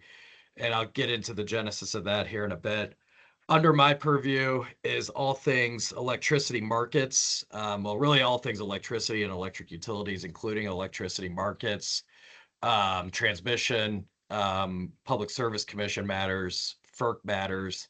And then I also, to add on to all that, I also have our alternative energy portfolio under my purview as well. So we're a very small team, as you'll see here in a minute, but I'll go ahead and get started. I know I'm a little bit on a time crunch, and I know others are probably too. So a little bit about us, the Wyoming Energy Authority. Really, I'm not going to read this whole slide, but if you boil down our mandate, our mission is to unlock and to drive energy-driven economic development in the state of Wyoming, and that can look in a variety of ways, through policies, advocacy, and possibly supporting infrastructure projects in the state that I'll talk about here in a minute.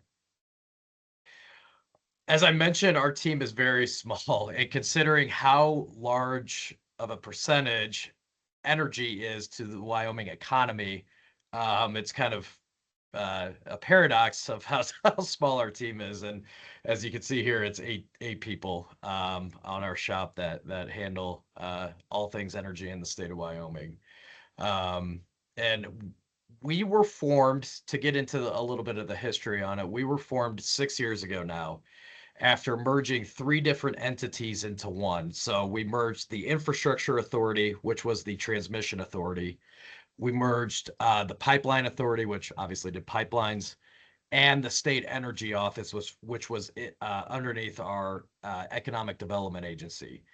We put all that into the Wyoming Energy Authority that exists today. The Pipeline Authority, as you can see, was created in 1979 to facilitate the development of energy transmission infrastructure related to pipelines. And they played a key role in projects like the Kern River Transmission System, which was built in 1993, and I'm going to get into that, and our predecessor agency's role in that here in a minute. And then the Wyoming Infrastructure Authority, which was the Transmission Authority, was created in 2004, and really it was to facilitate electric transmission infrastructure and energy development.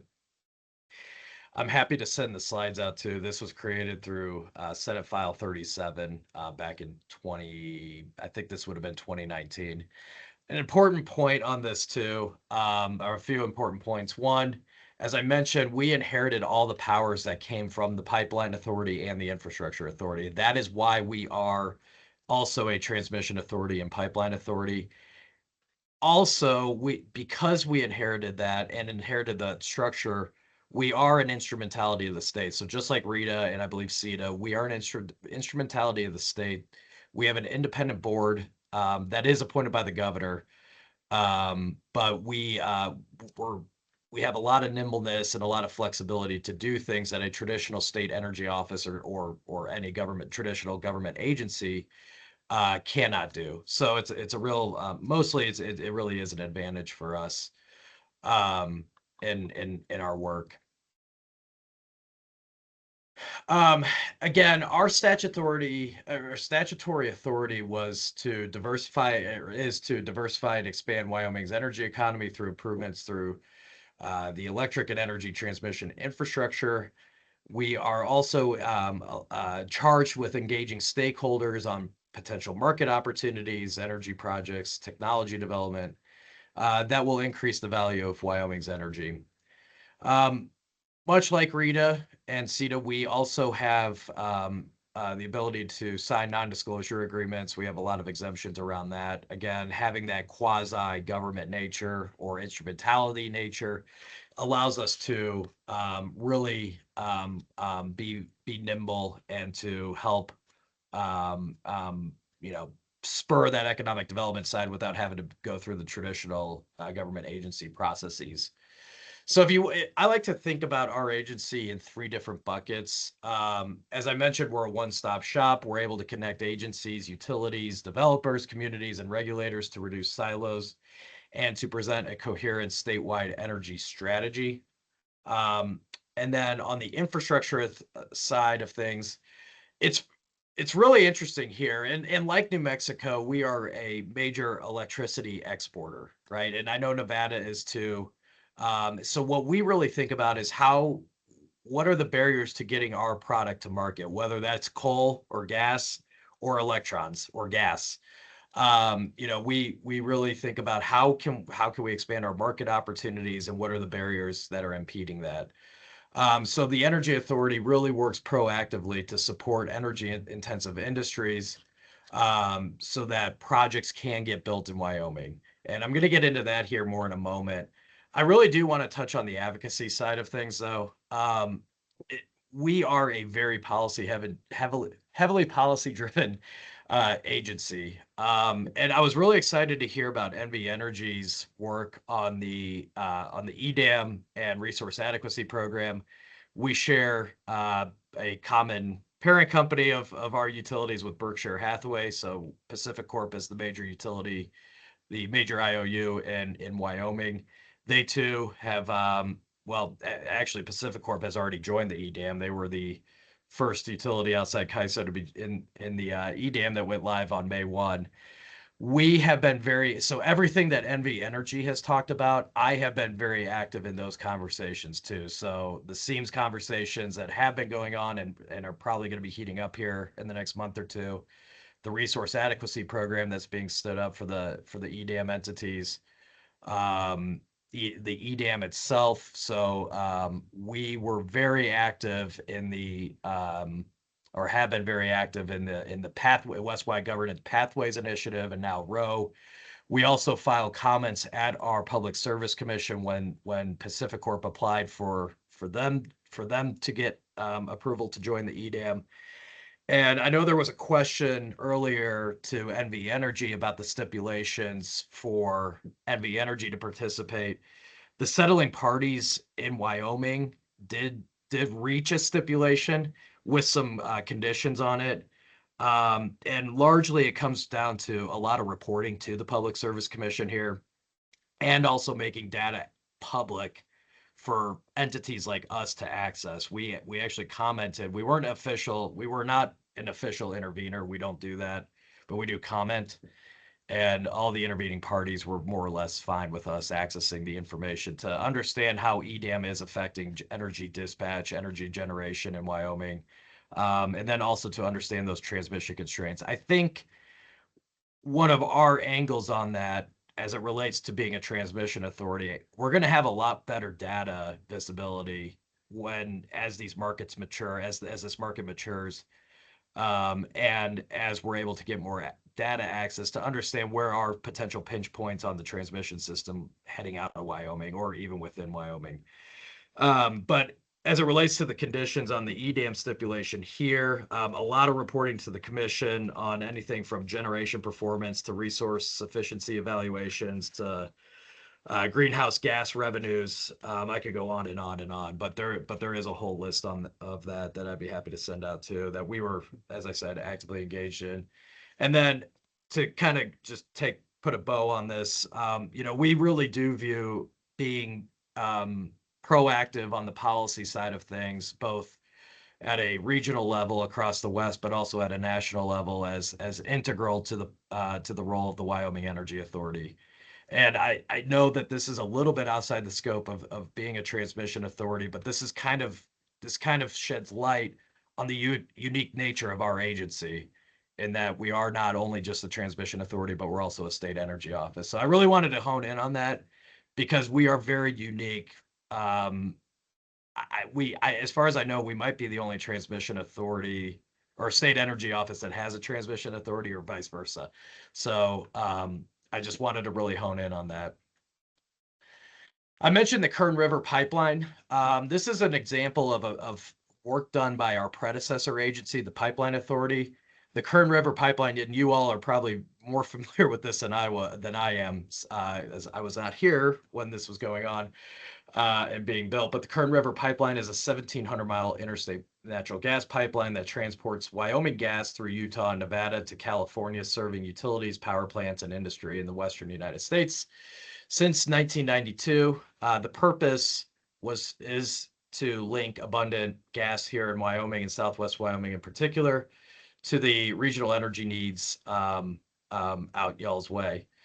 The Pipeline Authority's role, they did not have a financial role in this, which I think is good to know, but their role was to help facilitate and advocate for the construction of the pipeline. They really helped with the public engagement side of things. From my understanding, they really helped with the advocacy at the federal level to get permits through. And they also kind of served as that convener that we also do now on various projects. So that was their role there. Moving to the transmission side, though, a little bit more relevant to this conversation, the Wyoming Infrastructure Authority only did one bonding project during their time as a agency. They helped bond for a 130-mile, 230 kV line developed by Basin Electric up in the northeast part of the state. The bond placement was placed with the Wyoming State Treasurer, and the purpose was to help link some areas up there. it was a $34.5 million bond, and the proceeds financed 3/4 of the cost of the project. So all in all, the infrastructure authority that became us, that we received about $600,000 in the proceeds for administering and doing the bond. They paid that, it was a 20-year bond from my understanding, and they paid that off 5 years early. They paid that off in 2020. So that was the only project that the Wyoming Infrastructure Authority, Wyoming Energy Authority has actually bonded for.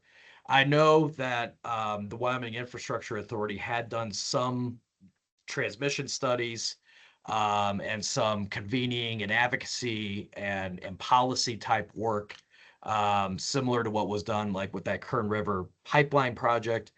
But we did not do that, did not do a lot of bonding there. So I'm glad you guys were able to hear from Lynn on the financing side.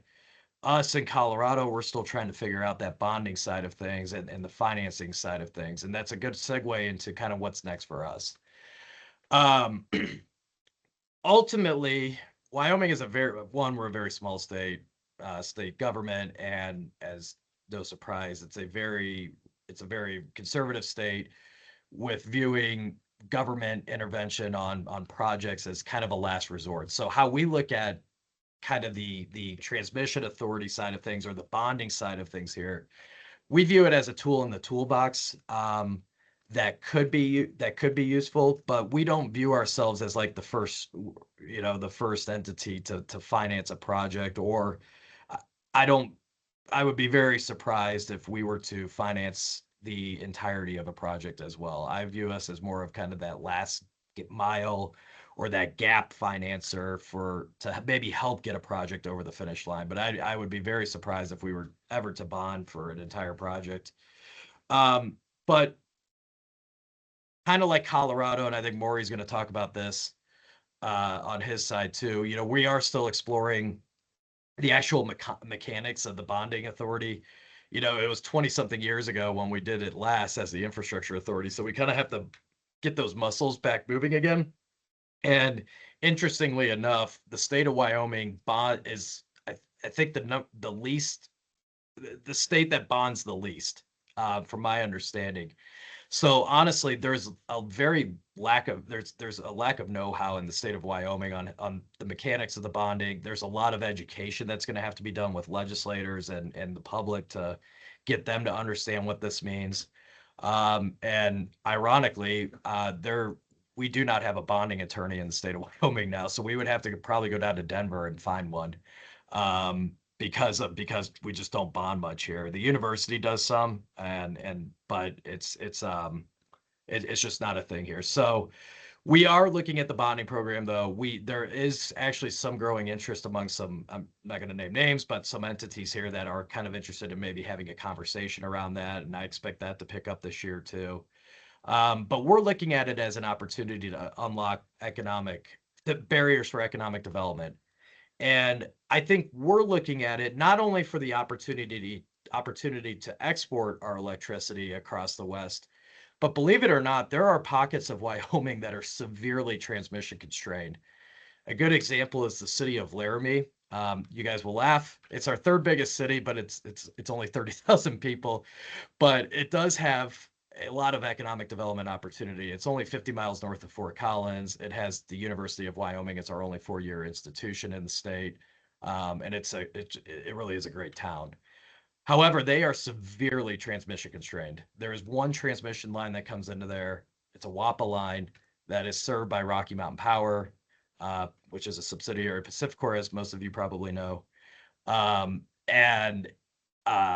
The city just literally cannot grow because they don't have power, and there's multiple examples I could go into on that. So long story short, we're looking at like maybe there's opportunities for unlocking transmission constraints for intrastate transportation of electrons and transmission of electrons. So it's a little bit of a different angle than most transmission authorities, or how most transmission authorities think about their opportunities, but we think that is something that is a role potentially for the Wyoming Energy Authority. I mentioned our advocacy work. Regional Markets is just consuming the lion's share of my time, as you guys can probably appreciate. Federal issues, as I mentioned, that we are very focused on that too. A colleague of mine was just testifying in front of Congress about a month or two ago. I'm in fairly regular communication now with with FERC and the Department of Energy on a variety of issues, mainly markets, but on a variety of issues there. And then, as I mentioned, we're not currently in a position where we feel like we should or need to be intervening at our Public Service Commission on various dockets. That could potentially change, but we definitely comment. We definitely comment on a variety of dockets. I'm constantly meeting with their team. They also are, of course, engaged in these regional market and transmission conversations or resource adequacy conversations. I would say us, the Public Service Commission and our Consumer Advocate Office, I would say we agree on probably 95% of things, if not more, when it comes to those kinds of issues. But all three of us, as you can all appreciate, we all come at it from a little bit of a different angle. So it's good to touch base and periodically, monthly or so, with all of them to just make sure, we're all kind of keeping our ducks in a row. But we do work very closely with them. And then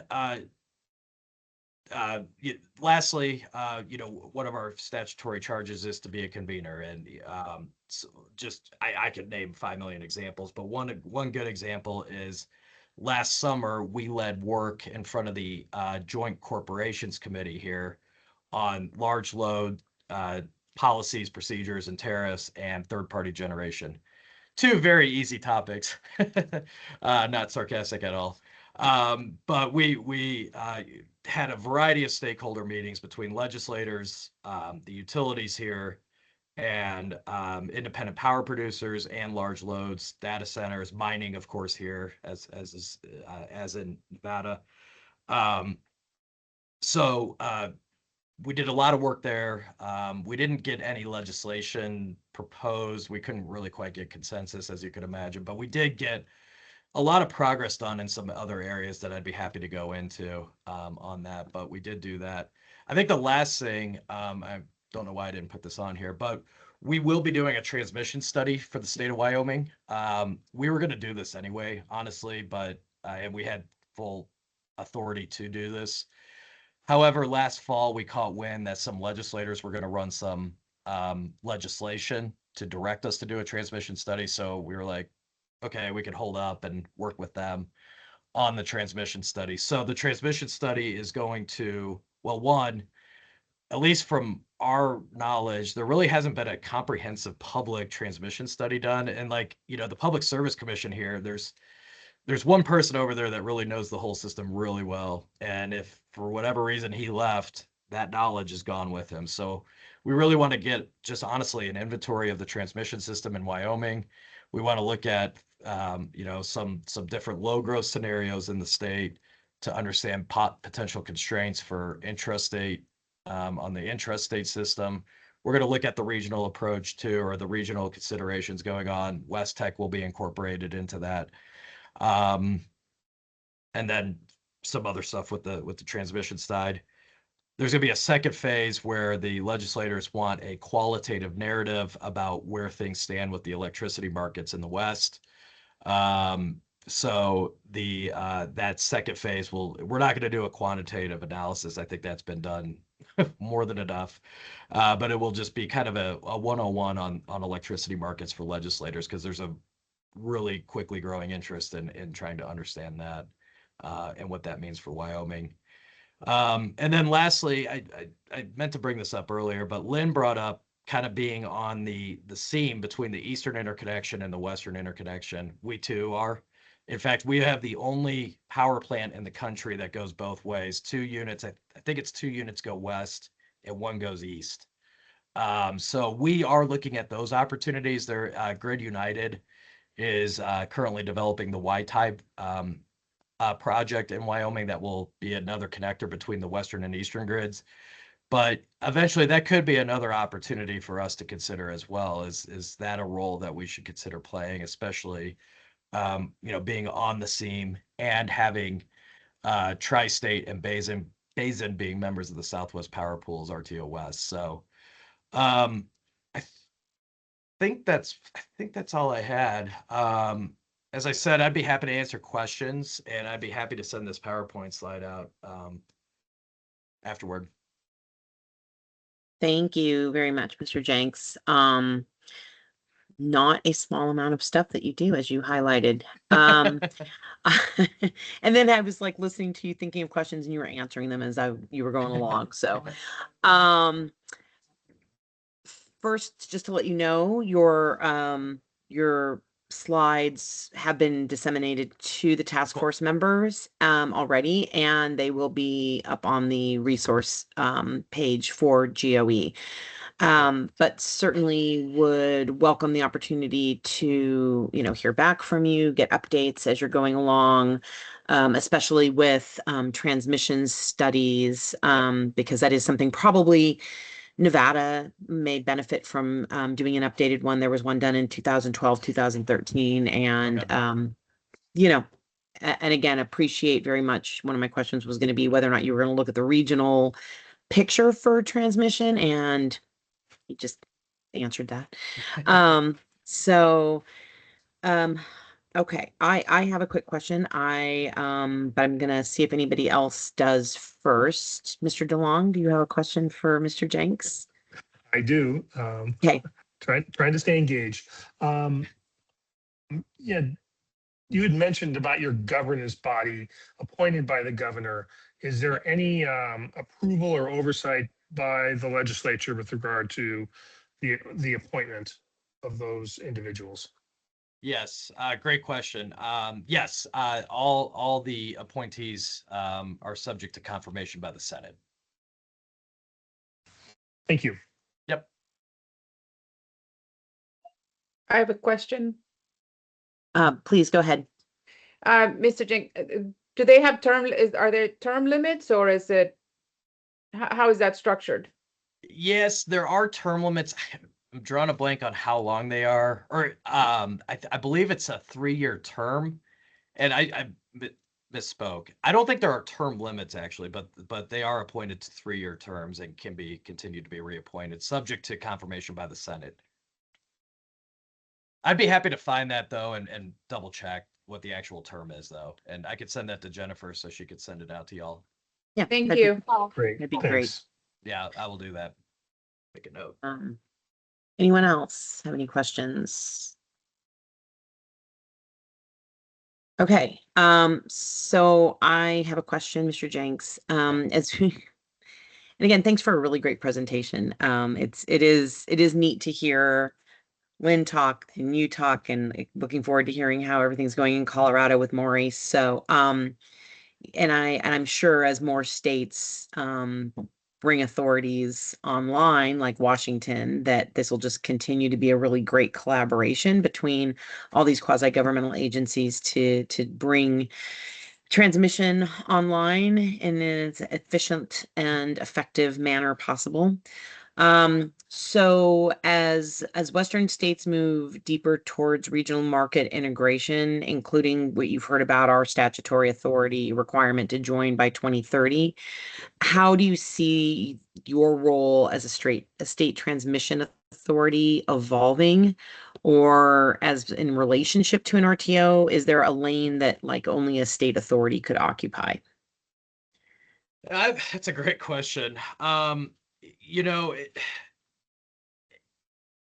I think it's to be determined. There absolutely is a role, though. I mean, as I kind of was talking about, a lot of these conversations are being dominated by the public service commissions in their states, and to an extent, the consumer advocate offices. So we're actually a little bit unique that I'll just be honest, we're more active than our public service commission and our consumer advocate office in a lot of these venues.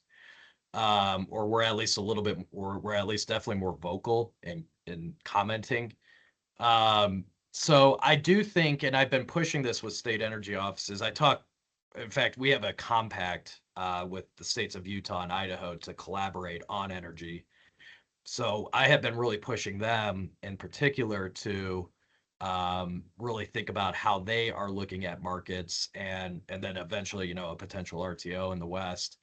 You know, I think for states like Nevada, Wyoming that are often looked at as, you know, electricity exporters in the West, I think it really is important for the transmission authority to work collaboratively with their other state agencies, and sometimes maybe, you know, comment separately on how this is going to affect economic development within their state, you know, within your state, within our state, et cetera. So I think it's going to look differently in each state. I really do. I think, you know, I know your commission is the Tammy Cordova does fantastic work in all these regional conversations. And you're very well represented there. So, you know, I think it's going to look a little bit different, but bringing that economic development angle is really critical to these regional electricity market conversations, because they often forget about it. And the last thing I'll bring up, I've been very, I talk to Kathleen Stacks and the Pathways and Row groups all the time, and I constantly remind them that they need to be thinking about how they're engaging state energy offices and, I mean, transmission authorities too, but I kind of bucket them all into one. And they are really appreciative of it, because when a state energy office does come in, you know, they have a different angle. And the other thing that state energy offices do, we and transmission authorities, we're not regulating, you know, a utility in front of us, right? So we're not going to regulate them on, is EDAM good or not? So I think we actually have a lot more latitude and flexibility to say things that a commission may not be able to, or shouldn't really sometimes. Okay, great. Thank you. Director, did you have a question? Yeah, I just wanted to say thank you for the presentation, John. Looking forward to connecting next week. And then also, I spent many years at our economic development arm here in the state of Nevada. So very much looking forward to continuing the conversation and connecting. So thank you for appearing in front of this group today. I appreciate it. Yeah, you bet. Yep. And my background was economic development and Chamber of Commerce stuff. So I think we'll have a lot to talk about next week in San Diego. I would agree. Thanks, John. Thank you. Yeah. John, can I just ask you one follow-up question? I just kicked it over to the director, because when the director comes on camera, that's just what you do. And I completely agree with both of you about the very close interdependency between economic development and energy. I mean, it's critical, because you can't, like you said about Laramie, you can't grow if you can't bring, you know, the electrons in. So it's really key. And I'm, again, excited to have Director Hum and his expertise from economic development leading some of the discussions for this. And that is under our statute that Commissioner Cordova is doing the workshops on. That is one of the things that we're charged with looking at, is the economic development aspects of an RTO. So at any rate, my follow-up question is, when you look at your authority, how are you currently engaging with regional planning entities, whether it's the EIM, SPP, or anything else? And where have you found that your authority can add the most value beyond the RTO process itself? Yeah, so we have been engaged. Like, for example, we've been engaged on FERC Order 1920. We've been on those meetings. It's kind of turned into a little bit more. I'm letting our Consumer Advocate Office and Public Service Commission lead a little bit more on those conversations, especially when it comes down to cost allocation. That gets kind of out of our wheelhouse and our authorities, and I don't want to step on toes there. Where we have been more engaged, though, is on the governance stuff with Pathways and the Row. We've been very, very engaged on that stuff. I do foresee us being very engaged on the resource adequacy program for the EDAM entities. You know, so I think if you want to boil it down to where we've been plugging in on these, I think it's one on the advocacy, and I don't want to use this term, but kind of more on the politics side of things, right? Like the things that it's kind of hard to quantify. But then I think we're also going to become a major, well, we are majorly engaged in the resource adequacy side of things too. because that will affect Wyoming energy producers and generation dispatch and things like that. So, so I think, when it comes down to, I think we kind of have our lanes. We have the energy development lane that we house. I think we'll have some of the SEAMS conversations because we'll have a little bit different perspective than the PSC and OCA. And then the advocacy side is really where we come into, and we'll leave the cost allocation to the regulators. Okay. Yeah. Anyone else have any other questions? All right, Mr. Jenks, thank you so much. Have a wonderful time at CREPC, and look forward to hearing about all the collaboration between Wyoming and Nevada. Yep. No, thank you all. And if you need anything, I'm always here to help. So Thank you very, very much. Yep. Okay. And we got you out on time, which is great. Okay. So next up, in our final presentation will be Maury Galbraith, who is the Executive Director for the Colorado Electric Transmission Authority. As you heard both Lynn and John mention, this is one of the newer authorities. So we'll look forward to hearing how things are going in Colorado. Are you there, Maury? I am, Jennifer. Can you see me and hear me? I can see you and hear you now. I just had to get to the right page. So thank you so Excellent. much for joining us. And you are driving your own slide deck, correct? I can do that. Okay, great. So take it away. Are you able to see my slides? Yes. All right, excellent. Let me make them a little bit bigger here. All right. Good afternoon, everyone. Thank you, Jennifer, for the invite. Director Hum, nice to meet you. My name is Maury Galbraith. I'm the Executive Director at the Colorado Electric Transmission Authority, and I have been the Executive Director for almost exactly 3 years now. So we've been up and running for 3 years. I will dive right in here. At CETA, we consider ourselves a transmission developer with a public purpose. We have a unique mission within the state of Colorado. Our mission is to ensure that Colorado is building the electric transmission infrastructure that it needs to achieve Colorado's aggressive clean energy goals, maintain electric grid reliability, help with electricity affordability, and improve economic development within the state if possible. We are a unique organization. I think you heard both Lynn and John talk about organizations that are instrumentalities of the state. We are an instrumentality of the state. We have an independent board of directors that is appointed by 3 of the 9 members are appointed by the governor, 3 of the 9 by the Speaker of the House, and 3 of the 9 by the President of the Senate. But once that board is in place, their decisions are not subject to review by the Colorado Public Utilities Commission, the Colorado Energy Office, or the Colorado Governor's Office. They are independent.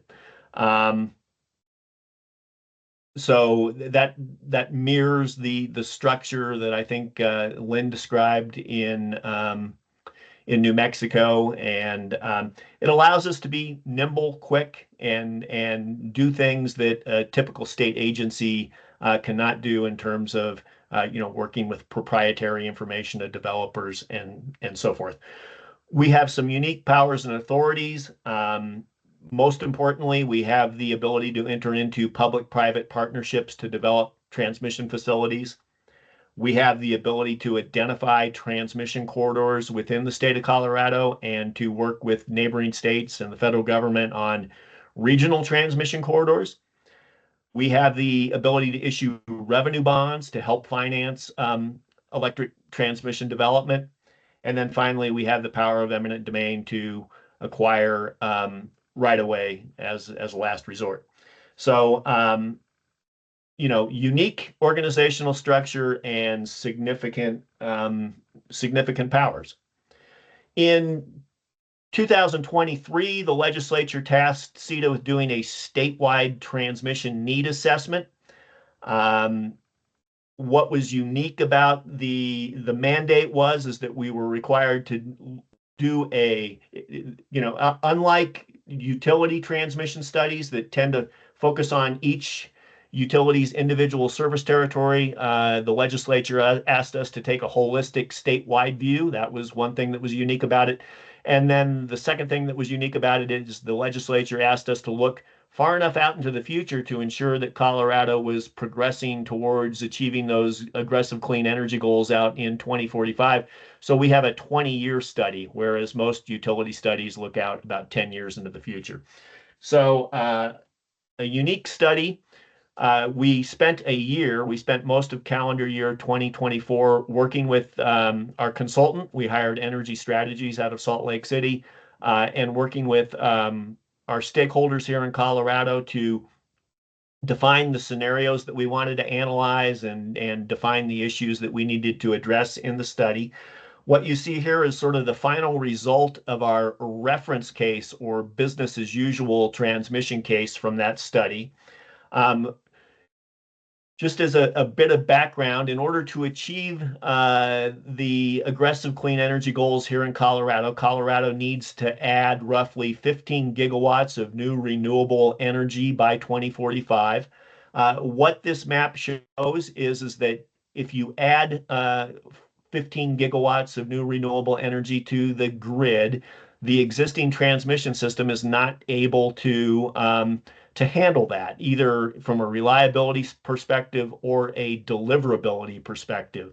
So what you see here is the transmission that is needed to facilitate that level of generation expansion within the state of Colorado. So all the colored lines here are new transmission. All the black dots are existing electrical substations.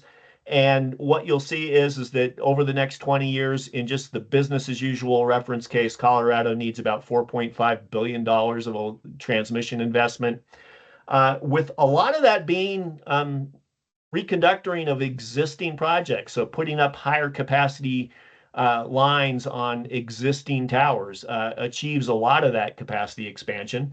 There's a significant amount of rebuilding existing transmission that's putting up new towers in existing right of way with higher capacity lines on those new towers. That's another big portion of this. And then of course there is some needed greenfield transmission that will require greenfield right of way. And of course that's much more difficult to site, permit, and build. If you want to talk about data center load growth and electrification of buildings and electrification of transportation and consider a high demand scenario in Colorado, we did that in our study. And if you build out the electric grid to achieve that high load growth scenario, it about doubles the needed transmission. The needed transmission goes from 4.5 billion in that reference case portfolio to this high demand scenario requiring an additional $3.8 billion of transmission on top of that. And you see the breakdown there by reconductoring, rebuilding, and greenfield. And you see that a lot more colored transmission lines pop up across the state to move that renewable energy to from where it's being generated to where it's being consumed. So lots of new transmission needed in Colorado. When we finished the study, we presented it to the state legislature. We presented it to the Colorado PUC. We've spent a lot of time presenting it at different conferences in Colorado and to different stakeholders. But what quickly became apparent to us is that there was a misunderstanding that CETA would be building all of that transmission, and it's exactly the opposite of that, right? Most of the transmission that is identified in our study will be built by incumbent utilities. In our state, that's Xcel Energy, Tri-State, Western Area Power Administration, some of the big municipal utilities like Colorado Springs. They're going to build most of the transmission that we identified in our study, but potentially not all, because there is some transmission that those entities just aren't well suited to build, either because of regulatory barriers or market barriers. There is just certain types of transmission that incumbent load serving entities aren't well suited to build. And so we spent the next 6 months after we completed our study, we brought back energy strategies, we brought back our stakeholders, and the first thing we did is we developed a set of ranking and scoring criteria, and we ranked and scored each of the transmission projects that were identified in our study in terms of which projects would be a best fit for CETA.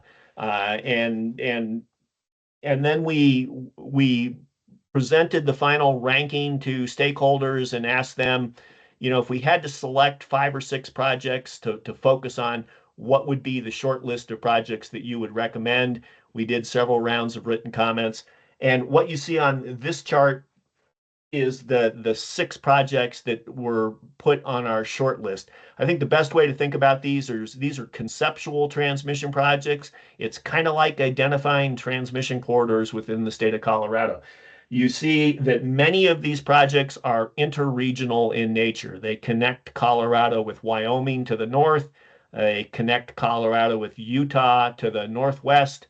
They connect Colorado with New Mexico and Arizona in the southwest.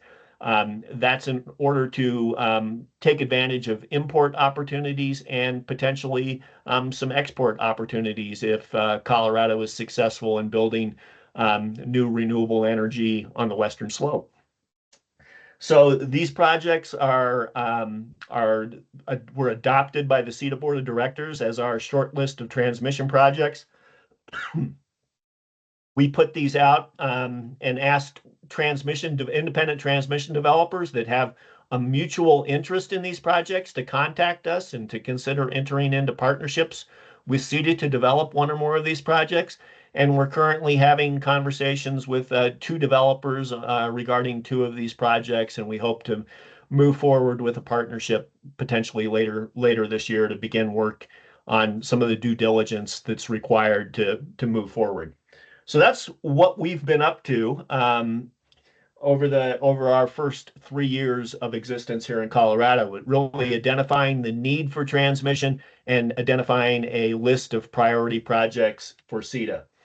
Another thing that we did early on in our existence is we asked the consulting firm GridWorks to help us do a literature review of best practices when it comes to community engagement, engaging with local communities, engaging with local county governments, engaging with local siting authorities. And they did a nationwide literature review on best practices from renewable development and from transmission development. That literature review is available on our website. But then the next thing they did is they helped the board of directors establish a set of criteria that we consider best practices. These are things that CETA is committed to doing when we engage with local communities. Things like being open, transparent, honest in discussions about our transmission projects. Having points of contact so that if people need to contact us, they know how to do that. We have specific thoughts on community benefit plans. How we do not want communities along the path of a transmission line to be competing with one another for a fixed set of community benefits that always leaves some community feeling left out and feeling opposed to the project. So we are strong advocates for equitable allocation of community benefits. And we are also committed to being around for the life of the transmission project and being there to address any issues that arise with implementation of those community benefit plans over, 20, 30, 40 years into the future. So these are best practices that we're committed to, and these are best practices that we're going to hold our partners to when we enter into partnerships. We're currently on an outreach campaign within the state of Colorado. We were waiting for the snow to stop, and it snowed yesterday in Denver. So I'm hoping that we're done with snow here in Colorado, and we're planning on a little bit of a traveling roadshow this summer in Western Colorado to meet with local communities, meet with local county governments to share our community engagement principles, share our transmission studies, share our priority projects, and really go out to the local communities and listen to them and hear about their concerns, hear about their reaction to all of this, and be proactive and engage early with local communities. So that's sort of what we're doing next in terms of this summer is community outreach. And then I think you also heard Lynn and John speak about revenue bonding. One of the things that we are very interested in exploring, and it's something that we're going to tackle in our next state fiscal year, which begins in July, is we're going to allocate most of our budget to exploring the use of revenue bonding to help finance transmission and help lower the overall cost of transmission. We had a white paper written for us earlier this year that was released in January that did some preliminary strategic thinking on using revenue bonding for transmission. And then we've recently been tracking some of the work of the Idaho Energy Resources Authority. They have a really interesting model for using bond financing to help utilities in the state of Idaho and to help the Bonneville Power Administration build transmission. So we want to investigate their approach and just think about the best way to use revenue bonding to help lower the cost of transmission and get transmission development across the finish line. So that's where we're headed next. We're going to continue with outreach, and then we're going to really dive deep into the use of revenue bonding. Here's a final slide with my contact information and some information on our website. And Jennifer, happy to answer any questions that you or the task force members have. Thank you so much, Maury. Thanks for coming on and giving us the update. It's great to see you and great to hear what you've been working on.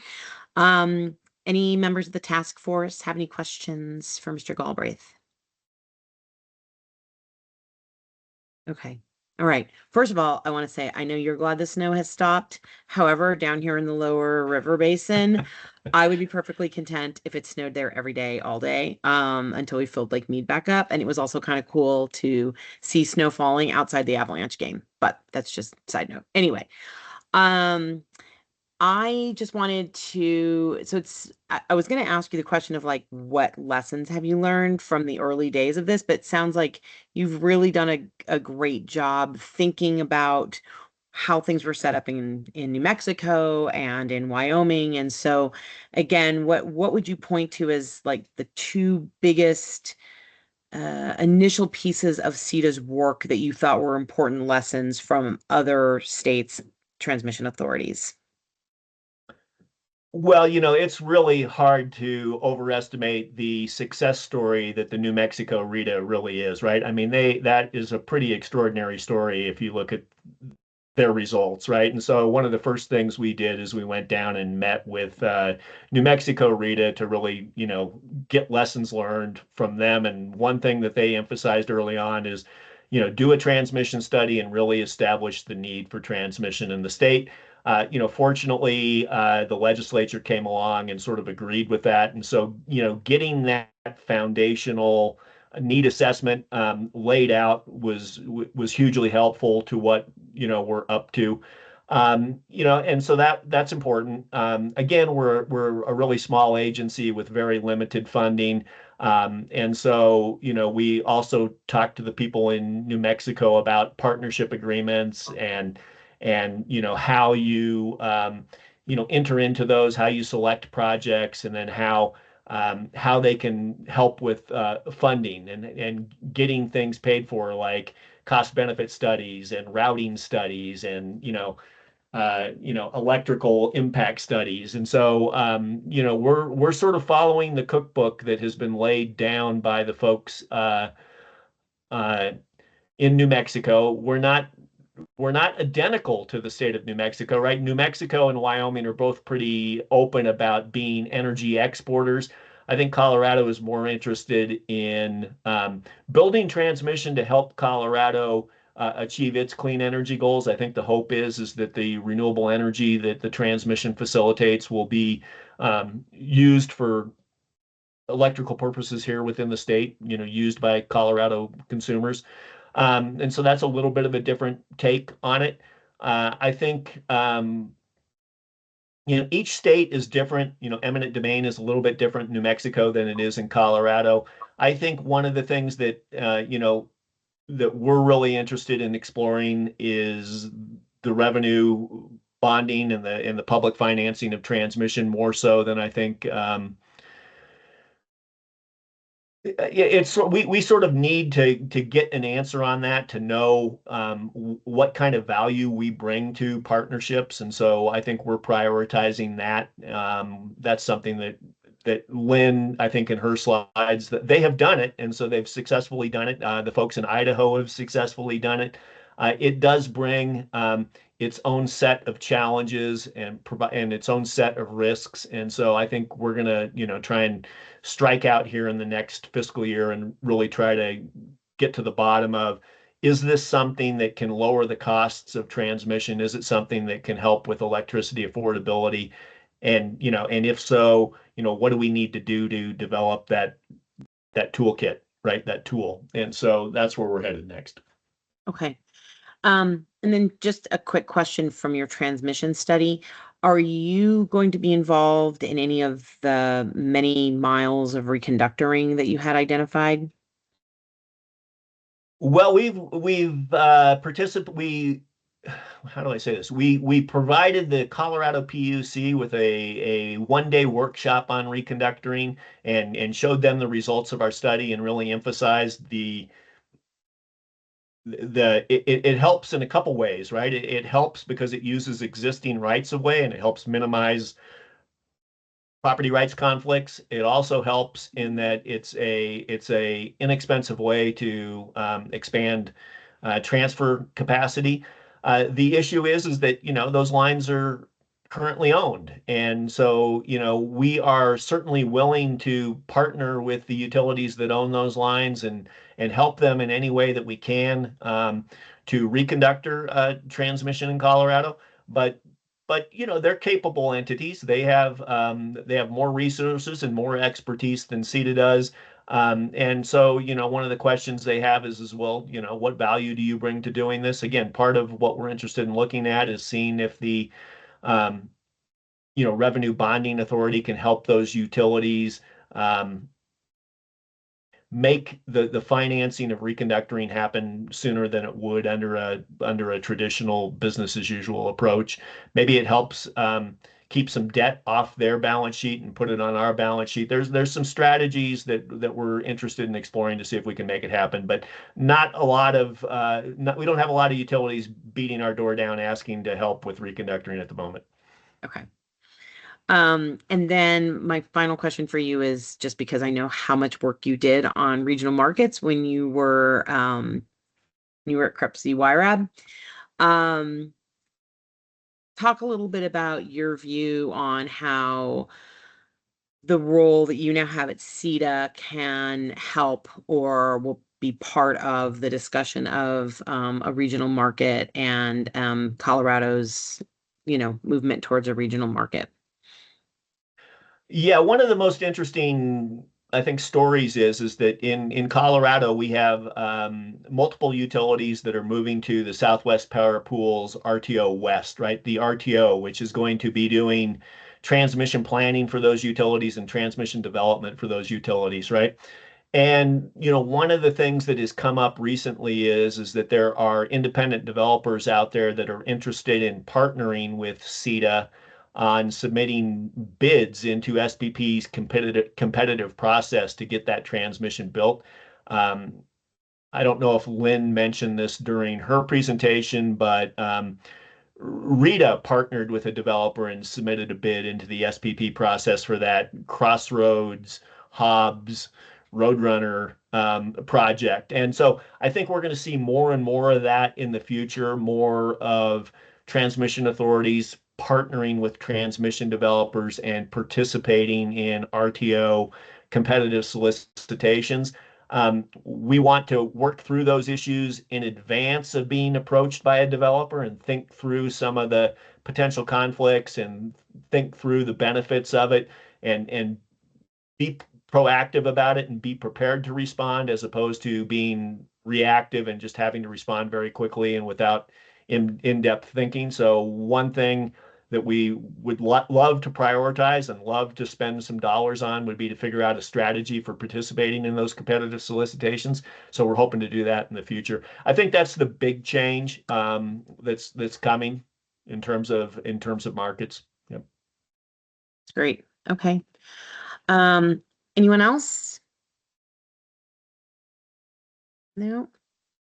Just a small note to say thank you for coming back to Maury, since you were a participant when you were still at Weeb at the very first meeting of the task force.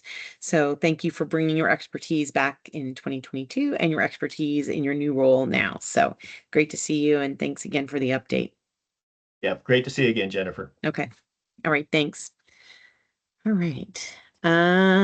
So next on our agenda, we had a question and answer session. I don't know if any members of the task force had any questions left over from the presentations or anything else for discussion.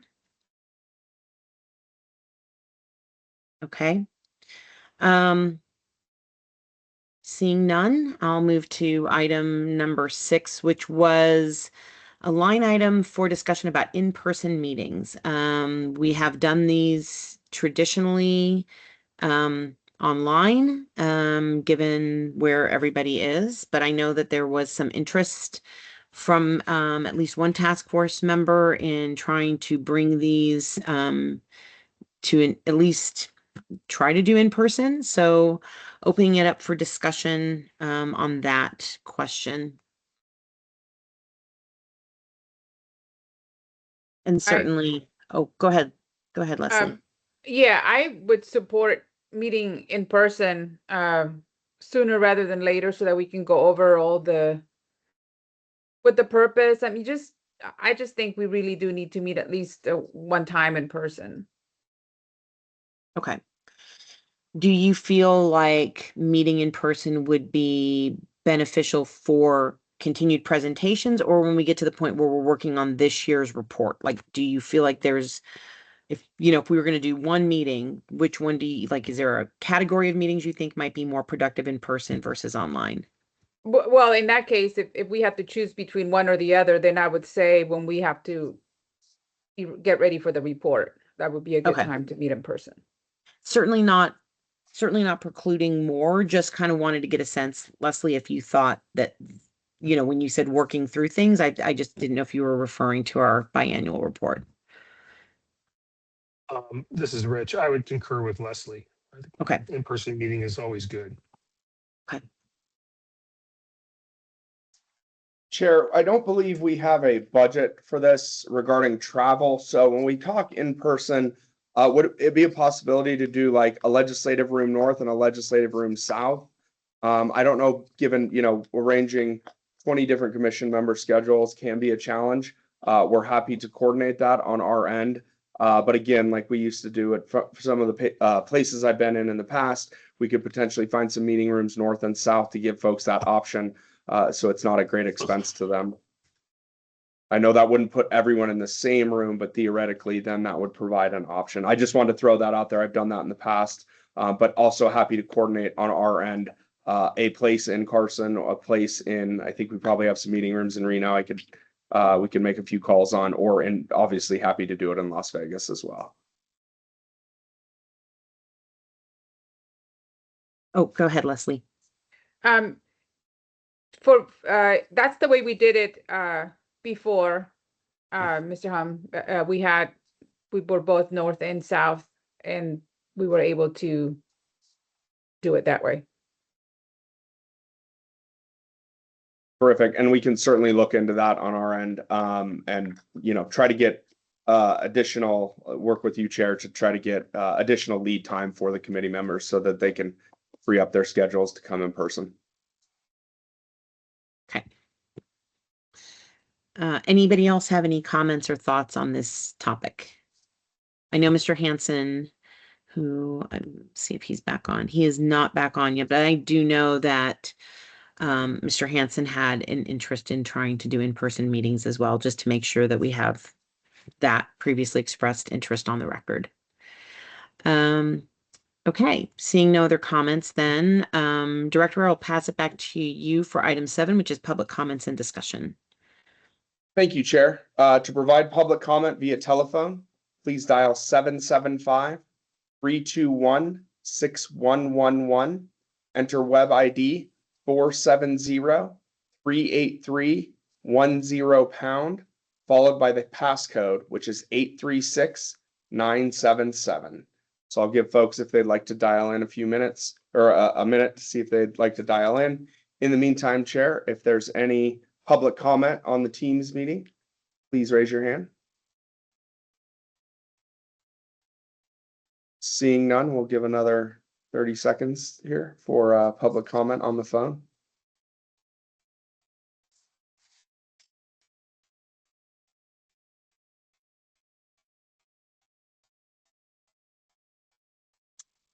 Okay, seeing none, I think we can close public comment. And we will move to adjournment. Just want to say thank you to everybody again for all your time today. I think we had some really good discussions. Appreciate the questions, all the work that everybody did in advance, and really appreciate all of our speakers. So with that, can I get a motion to adjourn? I will move to adjourn, Chair. Thank you. Second. Second. I second that motion. Okay. All in favor? Aye. Aye. Aye. Right. Thank you, everybody, so much. Have Thanks, a great Chair. rest of See your ya. week and a great weekend. Take care. Thanks. Thank Bye. you. Thank you.